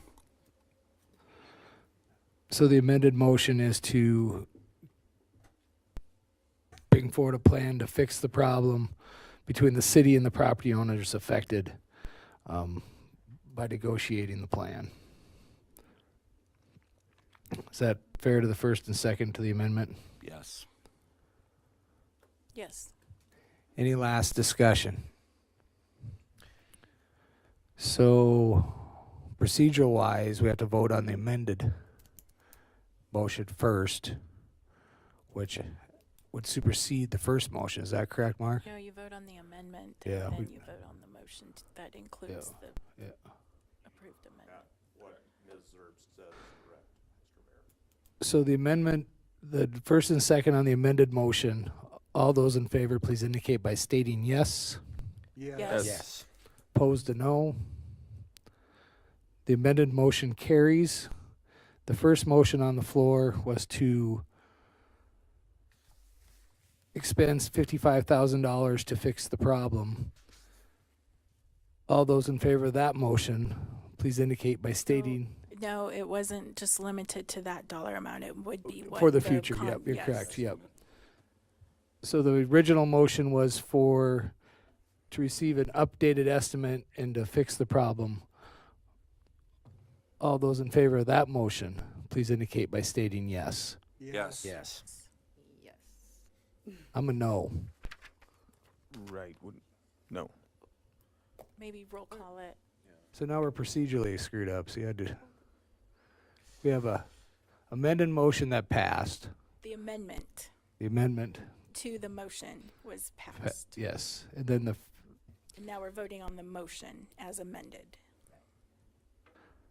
which I think is two the- separate issues. The if I may, Please. Mr. Mayor, my opinion would be that the amended motion would have the practical effect of superseding the initial motion, and that one proper manner of proceeding would be to now withdraw the initial motion, since there's been a broad direction to resolve the problem, not just for this homeowner, but for all affected homeowners. Do you withdraw your first motion? I withdraw my first motion.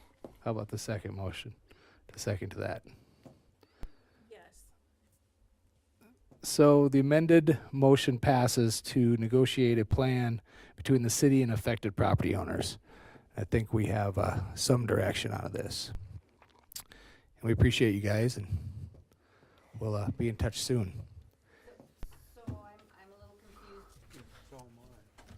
And you're voting no, what are you voting no on? We didn't vote on that one. Yep. It was superseded by the amendment to put the plan together. The withdrawal is not The voted withdrawal, the amendment was, the motion was withdrawn from the people that made the motion. Correct, Marshall? There is no council action needed on the request to withdraw the motion. All right, clear as mud. And anytime it rains, I got to put out a big piece of wood too. So come on, check my house out. So what is somebody restate what the council's action is? The action is for the council to give direction to city staff to negotiate a plan to address the situation and affected property owners. In what timeline? Not tonight. Yeah. Most of the hard work's done already. So in the very near future is the timeline for sure. 30 days, 60 days? It will take some time to actually have some plans drawn up. I mean, we can't just say 30 days and there's going to be plans that are going to be drawn up. And so we're going to have to find the engineer that is going to be able to design it, and then take that plan to the property owners and then start that discussion. So please understand that there won't be something for you to vote on in January. You know, it's probably going to be February or March, just depending on how long it takes to get some drawings put up, and then not put up, drawings made, and then discussions with the property owners. Josh and Nicole, are you guys comfortable with that? Yeah. Yeah. It'll be May or June. Thanks, you guys. That'll be part of the discussion. It's There's no implicit in the motion that they're pursuing negotiations. All right. Again, clear as mud. Clear as mud. No pun intended. Thanks, you guys. Yep, thank you. Just because we haven't heard your voice enough, Mr. Marshall, 10.6 is City Attorney Report on the Office of the City Manager, so I'll turn it back over to you.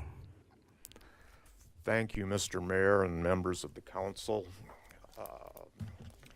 Tonight it is my pleasure to address the Office of the City Manager. and my report.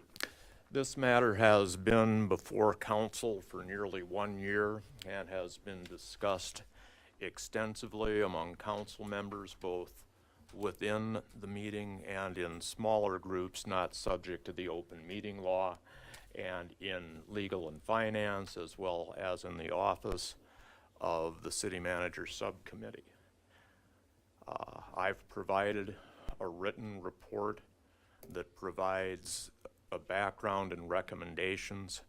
I think the written report is comprehensive, and tonight I will only offer some general observations before I think it would be appropriate for you, Mr. Mayor, to open it up to public discussion. Tonight's topic really illustrates the difference in the role between a city manager and a mayor. The mayor and the council is charged with the obligation to set policy and provide direction to the city manager to implement it. The city manager has truly no independent authority of his own. The manager simply can't run amok and, pardon me, do whatever the hell he wants to do, because he is always under your direction and your control. I think that has become clear, at least to me, as we've discussed these issues. Our current system of city government is working well. The more we talked about it, the better it appeared to be working, because it was difficult to identify any particular instance where the system had failed. If anything, the system has communication issues, but those are human issues more than systemic issues. And the policy and procedure manual review identified the communication issues, as did our initial meeting in April when we were confronted with who appoints committees and how the heck does that happen. I think that that is a matter for public discussion and discussion among council members.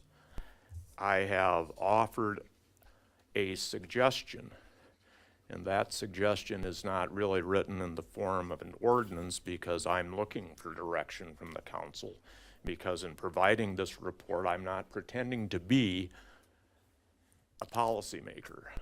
Just like the city manager, I'm a direct report to you who implements your policy decisions, and I am not charged with the duty of creating policy myself. So the topics that I think are ripe for discussion are the board, committee, and subcommittee appointments, and who's charged with the duty to make those appointments. The second topic is public relations and media inquiries. And again, the issue becomes who speaks for the city and under what circumstances. And the final subject is social media policy, and that is who's the gatekeeper for the city's social media accounts and web pages. In offering these suggestions, I believe the very core principle is for effective communication from the council to staff, and then from staff or designated representatives of the city to the public. So, part and parcel of that is remembering that it is the council who acts, and it's not staff. Staff doesn't have the authority to do anything. We can only do what you direct us to do, and then only through council action. It's nice to have input from a few council members, but to really be confident in what we are charged to do, that direction should come from council as a whole. And by the same token, communications with the public should come in terms of what action the council has taken, and not what the council might do or why the council didn't do something, but in terms of what has been done and the reasons you did it. If there is prospective action, I think it's appropriate to say that's a matter under consideration for the council as a whole. If an individual council member wants to speak to that subject, that's fine too, but at that point, the council person is only offering their personal opinion, and they're not speaking as a designee of the council. And it's easy to confuse those two. And it becomes easier the stronger one's personality is. So if you pound the table and say, I think we should do this, some members of the public are going to say, well, I heard Councilor X say we should do this, and then assume that action's going to be taken. That's not a fair assumption, because you are a duly elected democratic body who only takes action when you sit in these chambers and vote on it. So I gathered from the mayor's comments that he was growing weary of my voice, and I'm growing weary of speaking too. But on a lighter note, I'd like to share an observation about affirmative defenses. And I think the best way to think of affirmative defenses is in the case of a Texas murder trial. If a person is charged with murder in Texas, some say the affirmative defense is the guy just needed killing. Much lighter note there, for sure. And with that, I will turn it over to you, Mr. Mayor, to lead whatever discussion you believe is appropriate. Well, I'd like to summarize and make sure the clarity from my understanding of what was said is passed on to everybody else. This is an elected board of the city council. As a board, we're basically a board of directors. As mayor, I am the chief executive officer of that board. Certainly work closely with my board members, but have some different opportunities both in the media and in the public to share my opinion, yet any action done by this council is done by an agenda item. It is brought forward in the proper amount of time, put on the agenda, and then acted upon by this council. From that, we pass that information on to our staff, which the majority of that goes through Mr. Ainsley's office as office of city manager, and basically as our chief administrative officer. He's tasked with the duties of fulfilling what the board of directors and myself have said this is what we want done, and this is the action that proves it. As he receives information and tries to accomplish everything brought forward to him from this board, he has to delegate work and product and things like that to get to move it forward also through city staff and through the city hall. But over the years, 12 years of being mayor, 10 and a half or 11 years of those with Daniel, basically it was about 6 months before he got on board and was up and running. But everything that Daniel does is sent forward by the council as a group. I think that we can bring clarity to say what Mr. Marshall brought forward on the first one as far as nominations to boards and appointments to boards. I do think there's some state law that I guess we could even supersede. I don't know how it works too well if it's ever brought forward, but I think Mr. Ainsley would be open to discussions because it's the way we've always done it. As we appoint people to different boards and committees throughout the community, quite often in the council meeting, Mr. Ainsley does do the actual appointment, but through that process, it's done through council discussions with myself and different committees to come up with those appointments. But I think we can bring clarity in that as we move this forward. I think that Mr. Ainsley in particular as a city manager is open to direction and would love to have direction and clarity as we move things forward. I think it makes his job easier when council is clear and saying this is where we got to go and this is how we're going to go there. But I think that as a group, we have to bring forward exactly what we want. And I think one of the main things that we can bring forward to start the discussion is the appointments to both committees and boards throughout. And again, some of that is written in state law and within our ordinances, but I think we can create a policy that gives us the direction that we want to do and bring clarity to that. I also think it is tricky. Thank goodness we have Deb, but I do get a lot of phone calls and there's a lot of things that are brought forward, and quite often, if I'm speaking to something that's coming up in the future, I am speaking as of my personal opinion. There's nothing that I'm saying this is going to be done. I may have the hopes that it will be done, but it's just my personal opinion if there's no action done on that. I think that council members also are in that same situation when they're asked questions by the public or by the media. And if we could have clarity in that of who is speaking on the city's behalf, and when council's speaking or when I'm speaking, that if we could clarify, this is my opinion at this point, or we're in that consideration, as Mr. Marshall put it earlier, or we are working on that project or that discussion, and it'll continue to work through and then someday come to council as an agenda item with possible action coming. I think there'll never be total clarity involved with our situation.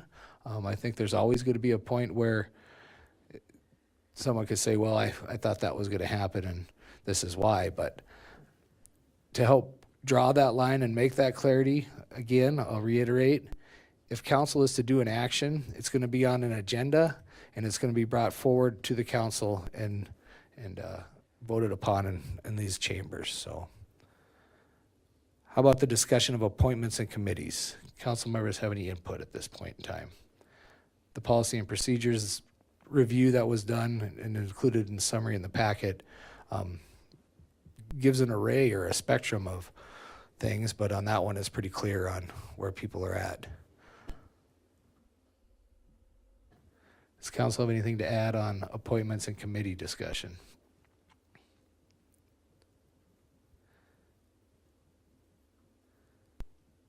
Is what's recommended make sense to you? Yes. Changes, comments, concerns on that recommendation? How about people in the public? Council doesn't want to talk. Beka said yes. Thanks, Francie. Turn it over to you. Take this over, please. I'm Francie Rubel-Alberts, and I have talked to several of you about my concern on this. I will not talk very long, but I never agreed with the city manager form of government, and I have written things on it and spoke to other people on it, but it passed. Daniel is an excellent example of a city manager. The first one we had was a disaster.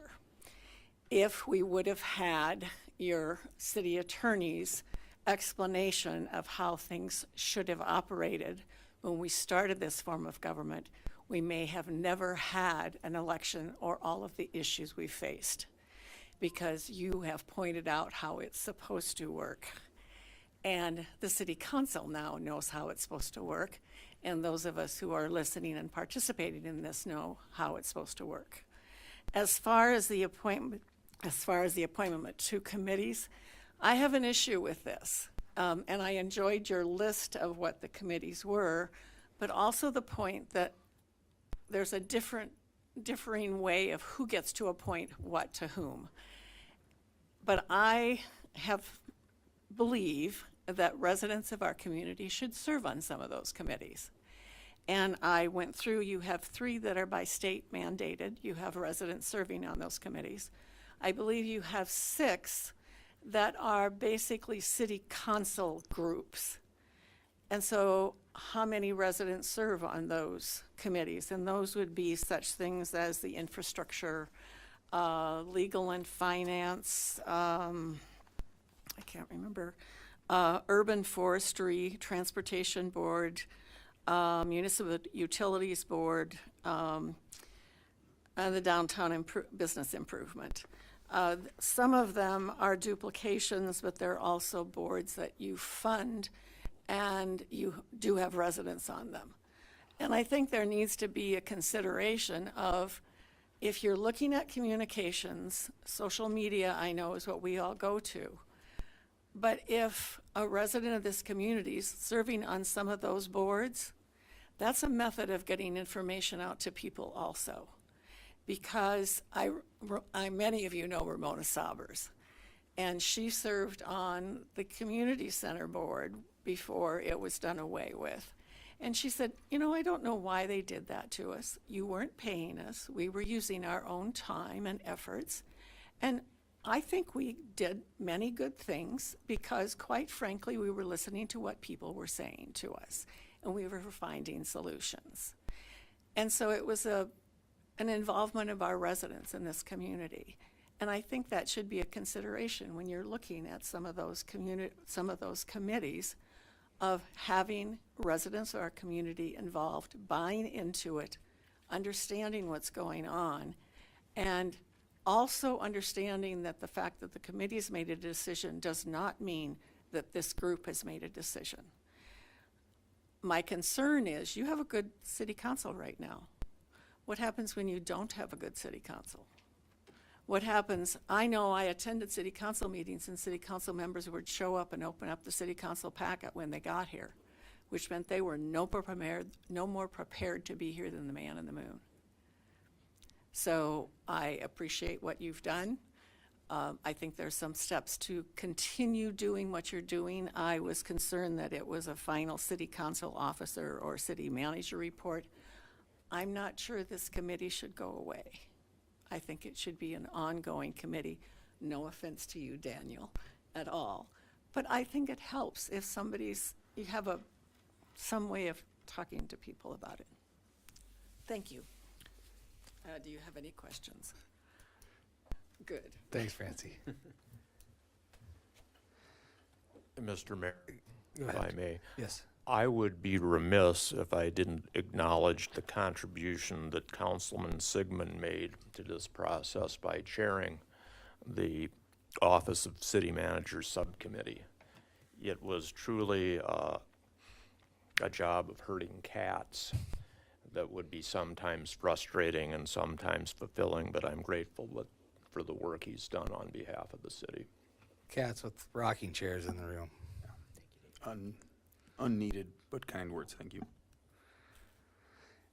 And I guess to go back to some of the points that you made, Francie, some of those committees are comprised of community members along with city staff, city council, things like that. Some of the committees are simply a smaller group of city council in order to keep product moving forward, have discussions, figure out what our next priorities are, things like that. So it is kind of a mixed bag of all those committees that you brought up. Some are accommodation and some are simply council. How do the residents of this community know that? Because I didn't. I know on the state mandated, I know you have residents on there. But this word transparency irritates me terribly, but it's a term that's used a lot right now. The newsletter put out by the city is excellent. I think you need to expand it. Maybe you need to talk about some of those committees and who serves on them, and whether it's a subcommittee of the city council or whether it is a committee that's looking at where we should go as residents of this community. It's a matter of more information, the better it is. Understood. I think that one of the most important things going forward is to have citizens like yourself that come up and present valid comments, concerns in a manner that creates the conversations like we're having right now. And we're not fortunate enough to have that. There are a lot of people that say things or bring things up because they've heard it other places. To have people like you to come forward and say those things, that is going to be the difference, because then we're able to address things in that manner, in a more timely manner. Mr. Mayor. Go ahead. Well, I just want to say thank you to Francie for those really great points. You know, in the past, we have discussed and I've brought forward ideas, an idea of creating working groups that involves residents and citizens. And I think maybe that would be something that falls along the line of what she's speaking of. In the past, I think it was 2-3 years ago, I proposed a budget working group. But unfortunately, it was Councilor Bashand and myself. We were the only ones that showed up for that. And so, you know, and another idea I had was, you know, and we do the deer harvest. Why can't we do, going to military terms, given I was a military spouse for many years, some kind of AAR, an after action report, or a roundtable with the citizens that, you know, participated in the program, have them come in, say what worked for them, what didn't work. I mean, there's different ways that fall exactly how what Francie's talking about, where we seek out the input and the opinion of the residents and, you know, invite them to be a part of discussions across the board for all of these issues. But it also means that we, the 9 of us up here, have to be engaged. And so we can sit here and we can talk about it and we can give lip service, but by God, if we're not going to show up, then what good does it do? What good does it do if we're not going to be willing to put the extra time and work that it will take to enhance the communication? And that's a two-way street from both council and residents. Well, it is. It is, but it starts with us. It starts with us up here, willing to do that. And I just don't want us to give lip service to this, and then 3 months from now it falls off.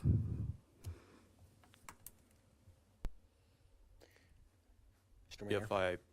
Go ahead, Mark. If I may share this, you know, all of you have more experience with city councils than I do.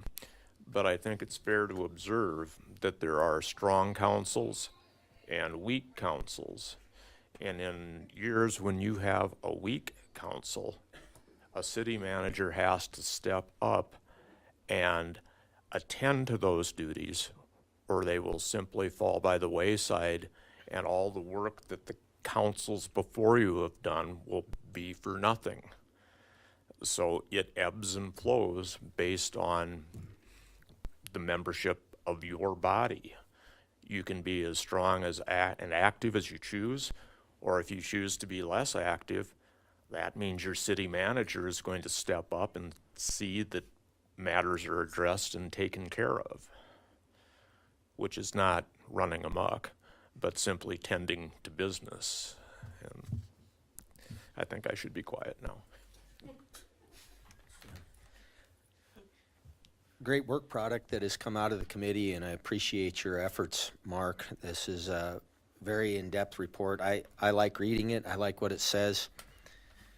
Mr. Mayor, you know, you made some comments about leadership and effective communications. I think that's a big piece of the next steps of hopefully where the council takes this.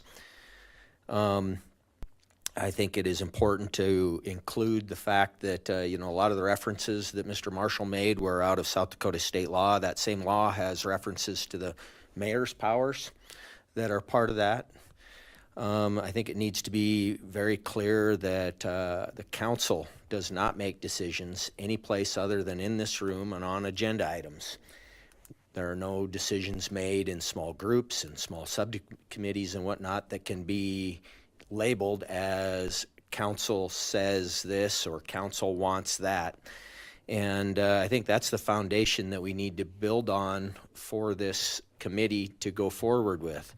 I agree with Francie that I hope that the rest of the council will continue to, you know, agree with me that we need to continue to work on this and look at our Title VII, our ordinance that is the groundwork that we were reviewing on this. I mean, obviously, it looks like it can be very simplified based on the state law. But it looks like there's some pieces of it that we can include clarification on. And for me, most importantly is that the mayor is the direct supervisor of the city manager on day-to-day activities. The council makes decisions on agenda items.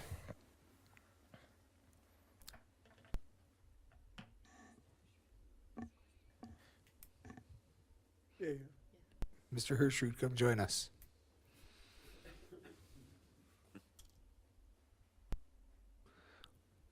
We can always call you Councilor, right?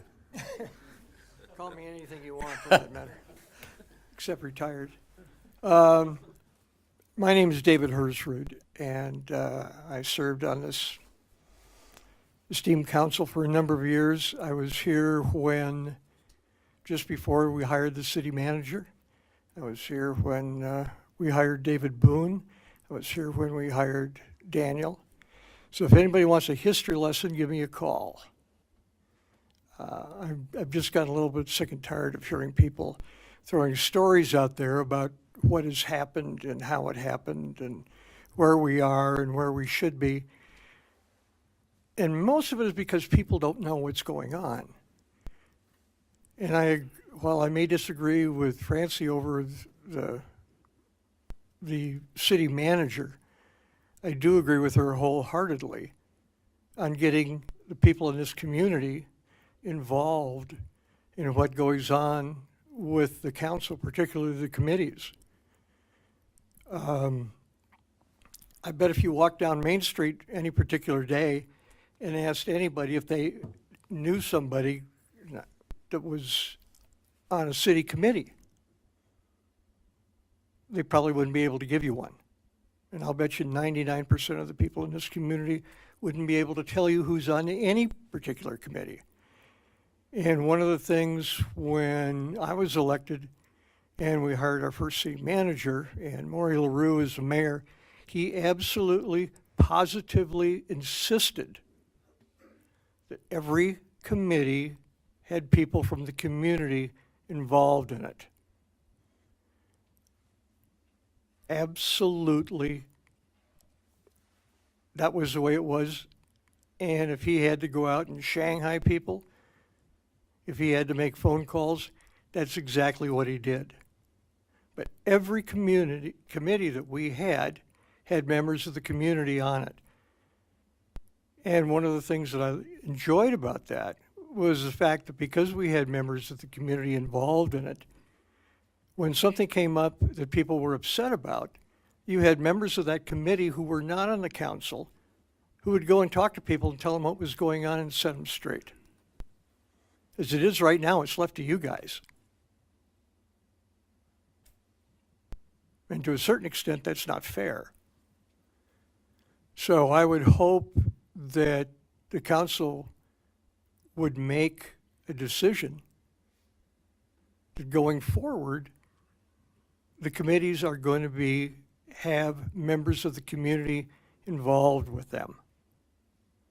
Get the people involved. The more people you've got involved in what's going on in the city, the better it is for all of us. You don't end up with people nitpicking and going after Daniel or complaining about this or complaining about that. They've got someone that they can go to. You've got somebody that you could fall back on. You've got somebody who could run interference for you. That's why we have body. Anyway,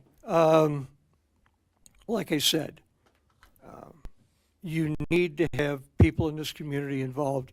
You need to hear their voices. And you aren't going to hear them if there's 3 or 4 of you sitting in a room by yourself. Get people involved. I think you'll be surprised how easy it is to get things done. Thank you. Nice to see you, Dave. Come on up, Bonnie, please.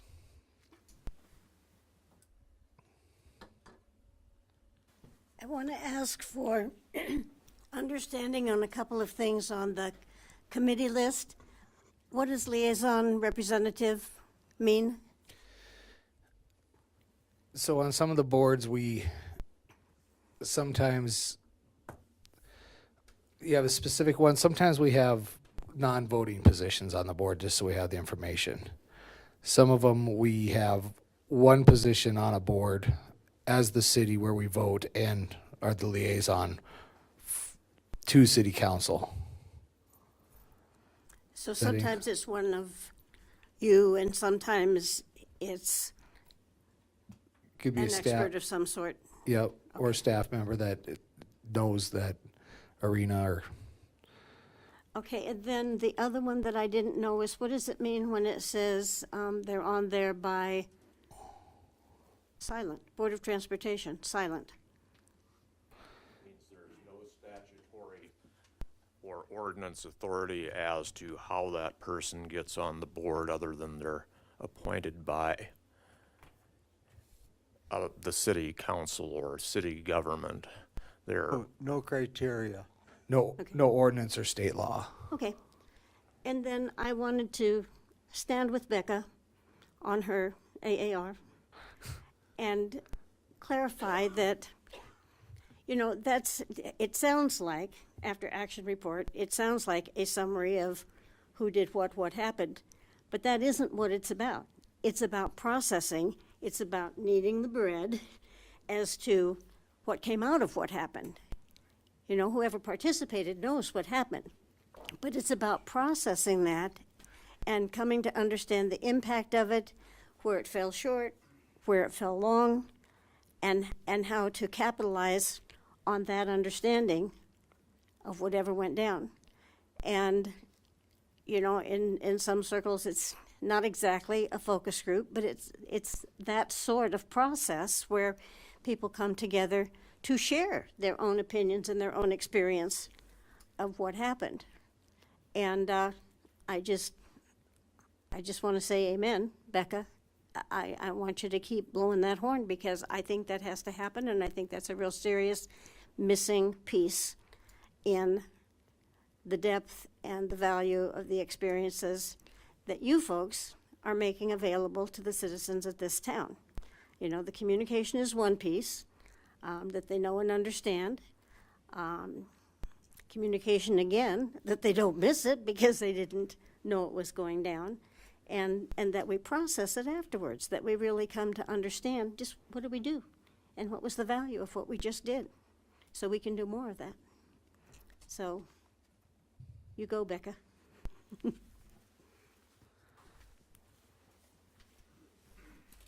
Other discussions?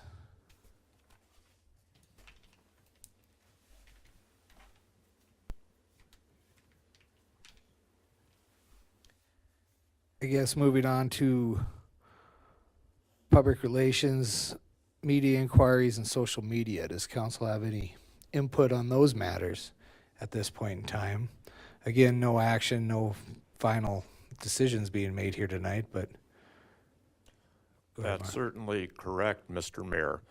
It is my sincere hope, though, that I come away from this meeting with direction as to what kind of policy and procedure or ordinance the council would like to adopt. Right.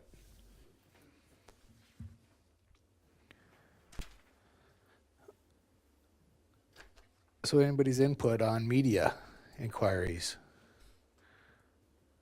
Obviously, our newest direct report, Ms. Holland, is our mainstay there. Deb fields a lot of phone calls.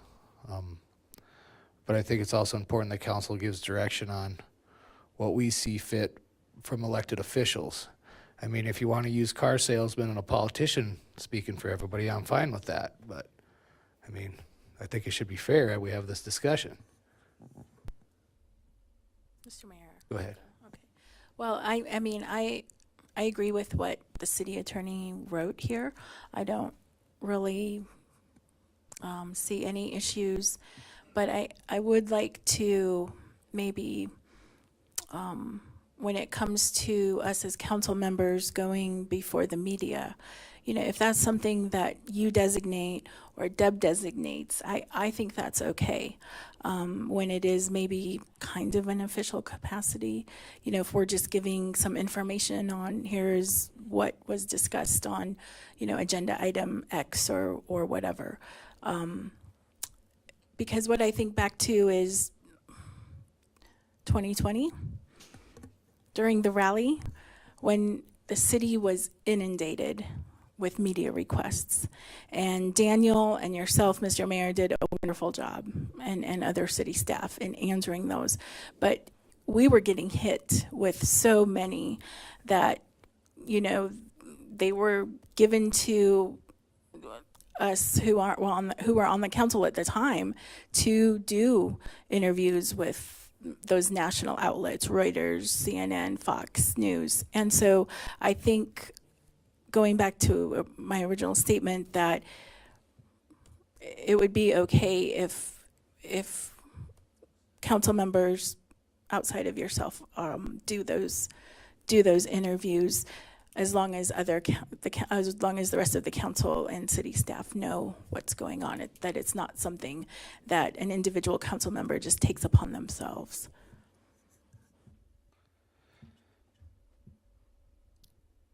It's a little bit tricky there. I think one point of differentiation we could have, and you touched on it, is the fact that, correct me if I'm wrong, Beka, but you believe it'd be fine for all 9 of us to speak on behalf of the city for actions that are passed. As we look forward as considerations, or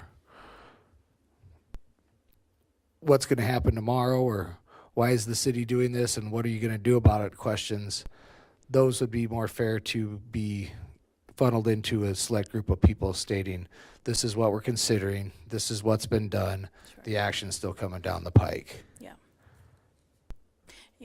I mean, let's take KBHB for an example, right?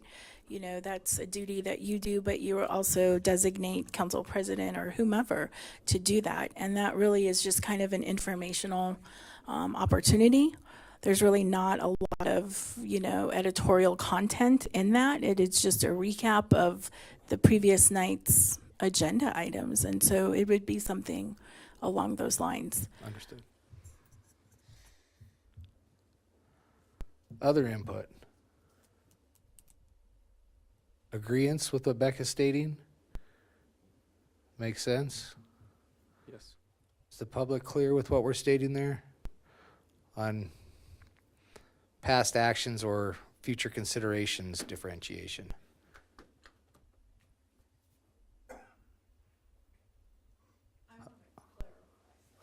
Well, stay close then. Okay, during the last blizzard, you had the mayor and you had Public Works on television. Okay, that's dealing with, I think you need to clarify and hear if somebody's talking that it's on an issue that's before the council, that it is not something that's, the rally's going to be a bailiwick of problems all the time, because the council is here and you can't control the rally. And so consequently, asking you questions, speaking as members of the council, isn't going to work real well unless it's specifically the council's doing something. So I like what's written in here. I think it's something you should work with, and your idea of dealing with past actions might work well, but the media is going to be talking to you about things that are happening right now. One of the most interesting questions I got asked was, what are you going to do about the lesbians who are going to violate or not come to the rally because of what you did? And it's like, well, I guess they're not going to come. So there's sometimes you can't answer questions. So explain to me. Get a microphone. Oh, thank you. She was going. Yeah. So explain to me, do you think we need to clarify on emergency situations? I would say, like the blizzard, yes. Who can speak or who we should turn to, or just have a plan? I think you need to have a plan, because the blizzard was a really good example. You had a lot of people wanting to have information about what was going on. It had nothing to do with the city council, but you're the people who are visual. You're the people who they know, this is who we can talk to. So you're not speaking necessarily as the mayor of Sturgis, you're speaking as a resident of Sturgis. And I think you need to have a plan as to how to handle that. And I think the same thing happened when we had a lot of water in town, not in 72, but when the bridges went out. So there's things you're going to be asked to comment on that are not going to have anything to do with your being on city council. Mr. Mayor, if I might bring up, for example, on the blizzard, when issues like that end up arising, the department heads will ask me and say, you know, is there a concern if I speak with the media, you know, the Weather Channel or the whatever, CBS News or whatever, who has, you know, questions regarding our response, or if it's ambulance because they're doing EMS week or something like that, they'll always contact myself. And now with Deb here, I think they essentially contact Deb as well, just to make sure if there's talking points or some additional information they should have. But that has been the past practice for a decade plus, and I think has worked fairly well for everyone. The only time when that's not truly adhered to, if it is someone that just shows up on the spot, but almost every time it has been communicated between myself and a department head before they're in front of a camera or something that they're, you know, going to be speaking on an issue. It's not necessarily a surprise, and a lot of times it makes sense for the media representative to speak directly with the chief of police and not with myself or with the public works director or director of EMS or whatever that happens to be. But I think that illustrates the chain of command too, Daniel. And I guess just for clarity and put it on the record, this board of 9 has 4 direct reports. 3 of them are sitting here, our finance officer, our city attorney, our city manager, and our director of communications. Those are the direct reports to city council. From that, the vast majority of everything else falls under Mr. Ainsley's purview as city manager. So that's why when you say that statement, they contact me, because that's the order of chain of command, which makes a lot of sense, which I think we're trying to highlight here. I think the gray area gets involved in, there's 9 bosses up here, and if it's something that we're considering or something that is isn't a direct action like you stated, Francie, that's where it becomes a gray area of, are you speaking on behalf of city council? Is this something, and in discussions with people, I think it makes sense to help guide city council members that say, this is under consideration, or this is my opinion, or this is what I feel about this, or, you know, try to differentiate it right there, because that, at least in the opening statement, gives the direction of, hey, I'm speaking on behalf of the city, or I'm speaking as Mark Karstensen. I agree with that. But again, I don't think residents of our community understand that. So there needs to be some way of getting the word out. Mr. Marshall, you get any direction over there? I think you've directed me to run amok. Run amok and see what you have. In all seriousness, I am getting direction, and I believe that I can put together a proposed ordinance and proposed policies that implement the general nature of the discussion you've had, and then you would have something to vote on, to amend, to shape to council's will. I didn't want to go directly into that drafting stage without that direction, because it would be an exercise in futility. Mm-hmm. But what I'm hearing tonight is providing that direction. So I have a question for you from your statement. Do you envision this to be additions or amendments to Title VII? Do you envision another chapter because our ordinance book ain't thick enough? How do you look at this working? I think this would come in 2 phases. I think Title VII would be amended. I think the policy and procedure manual would be revised so that there's consistency between ordinance and policy, and it would also allow the opportunity to introduce those items on the survey as to which there was substantial, if not complete agreement. Appreciate that. Further discussion?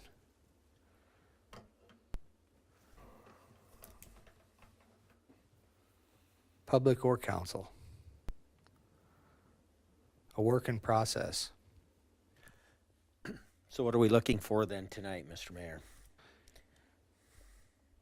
Some direction that Mr. Marshall can put together the bones of what's discussed and what we're looking forward to bring clarity and quite frankly put something within the ordinance and the policy and procedures that not only helps this council but helps all future councils as far as structure. And I think we could certainly have more discussion, but I think that's Mr. Marshall's looking for direction to help us form this document. So with that, do we need a motion to continue with the editing of an ordinance, or do we just continue the discussion to another meeting? Do we continue the subcommittee office of city manager? Two of the three. Two of the three. Which two? No action needed. I think it makes sense, at least at this point in time, to continue the office of city manager subcommittee. And I think that Mr. Marshall can start to put the ordinance changes together that brings forward a product that we can vote on in the future. And that product can be vetted by whichever committees you want it to vet, legal and finance, city manager subcommittee. The subcommittee, by my reading, doesn't expire until February of 2023 because it was a year, and I read that as a year from the date the committee was created. So I don't think there is a need to reauthorize it tonight, and I think it would be inappropriate to do so because it's not an agenda item.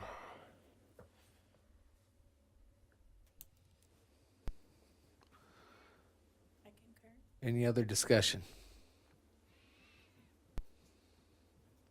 Last chance, public or council. We'll keep working on this.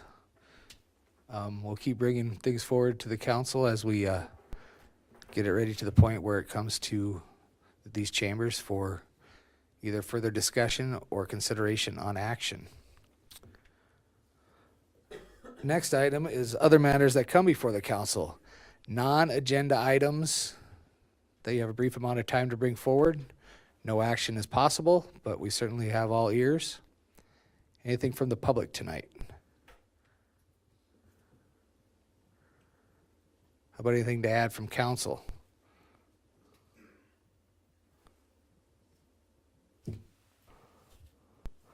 I do know there's a request for executive session. Mr. Marshall, is there any action anticipated on the backside with no agenda items on the agenda? No, Mr. Mayor. Is there a motion for executive session? So moved. Got a first by Dean, Second. got a second by Angela. All those in favor of the motion, please indicate by stating yes. Yes. Opposed to no. It's 9:13. We'll go into exec at 9:20. Thank you.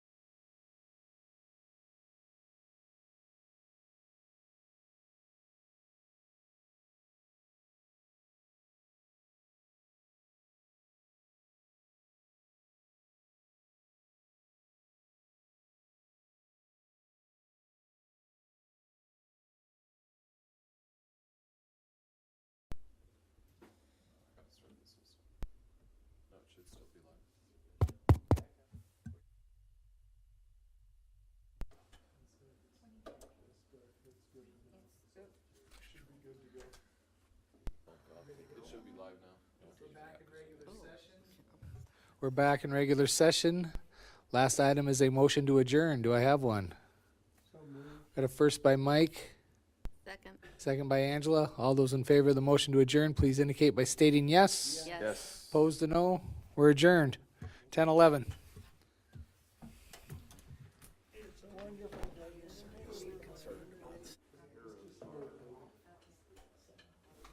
Mike, for the record,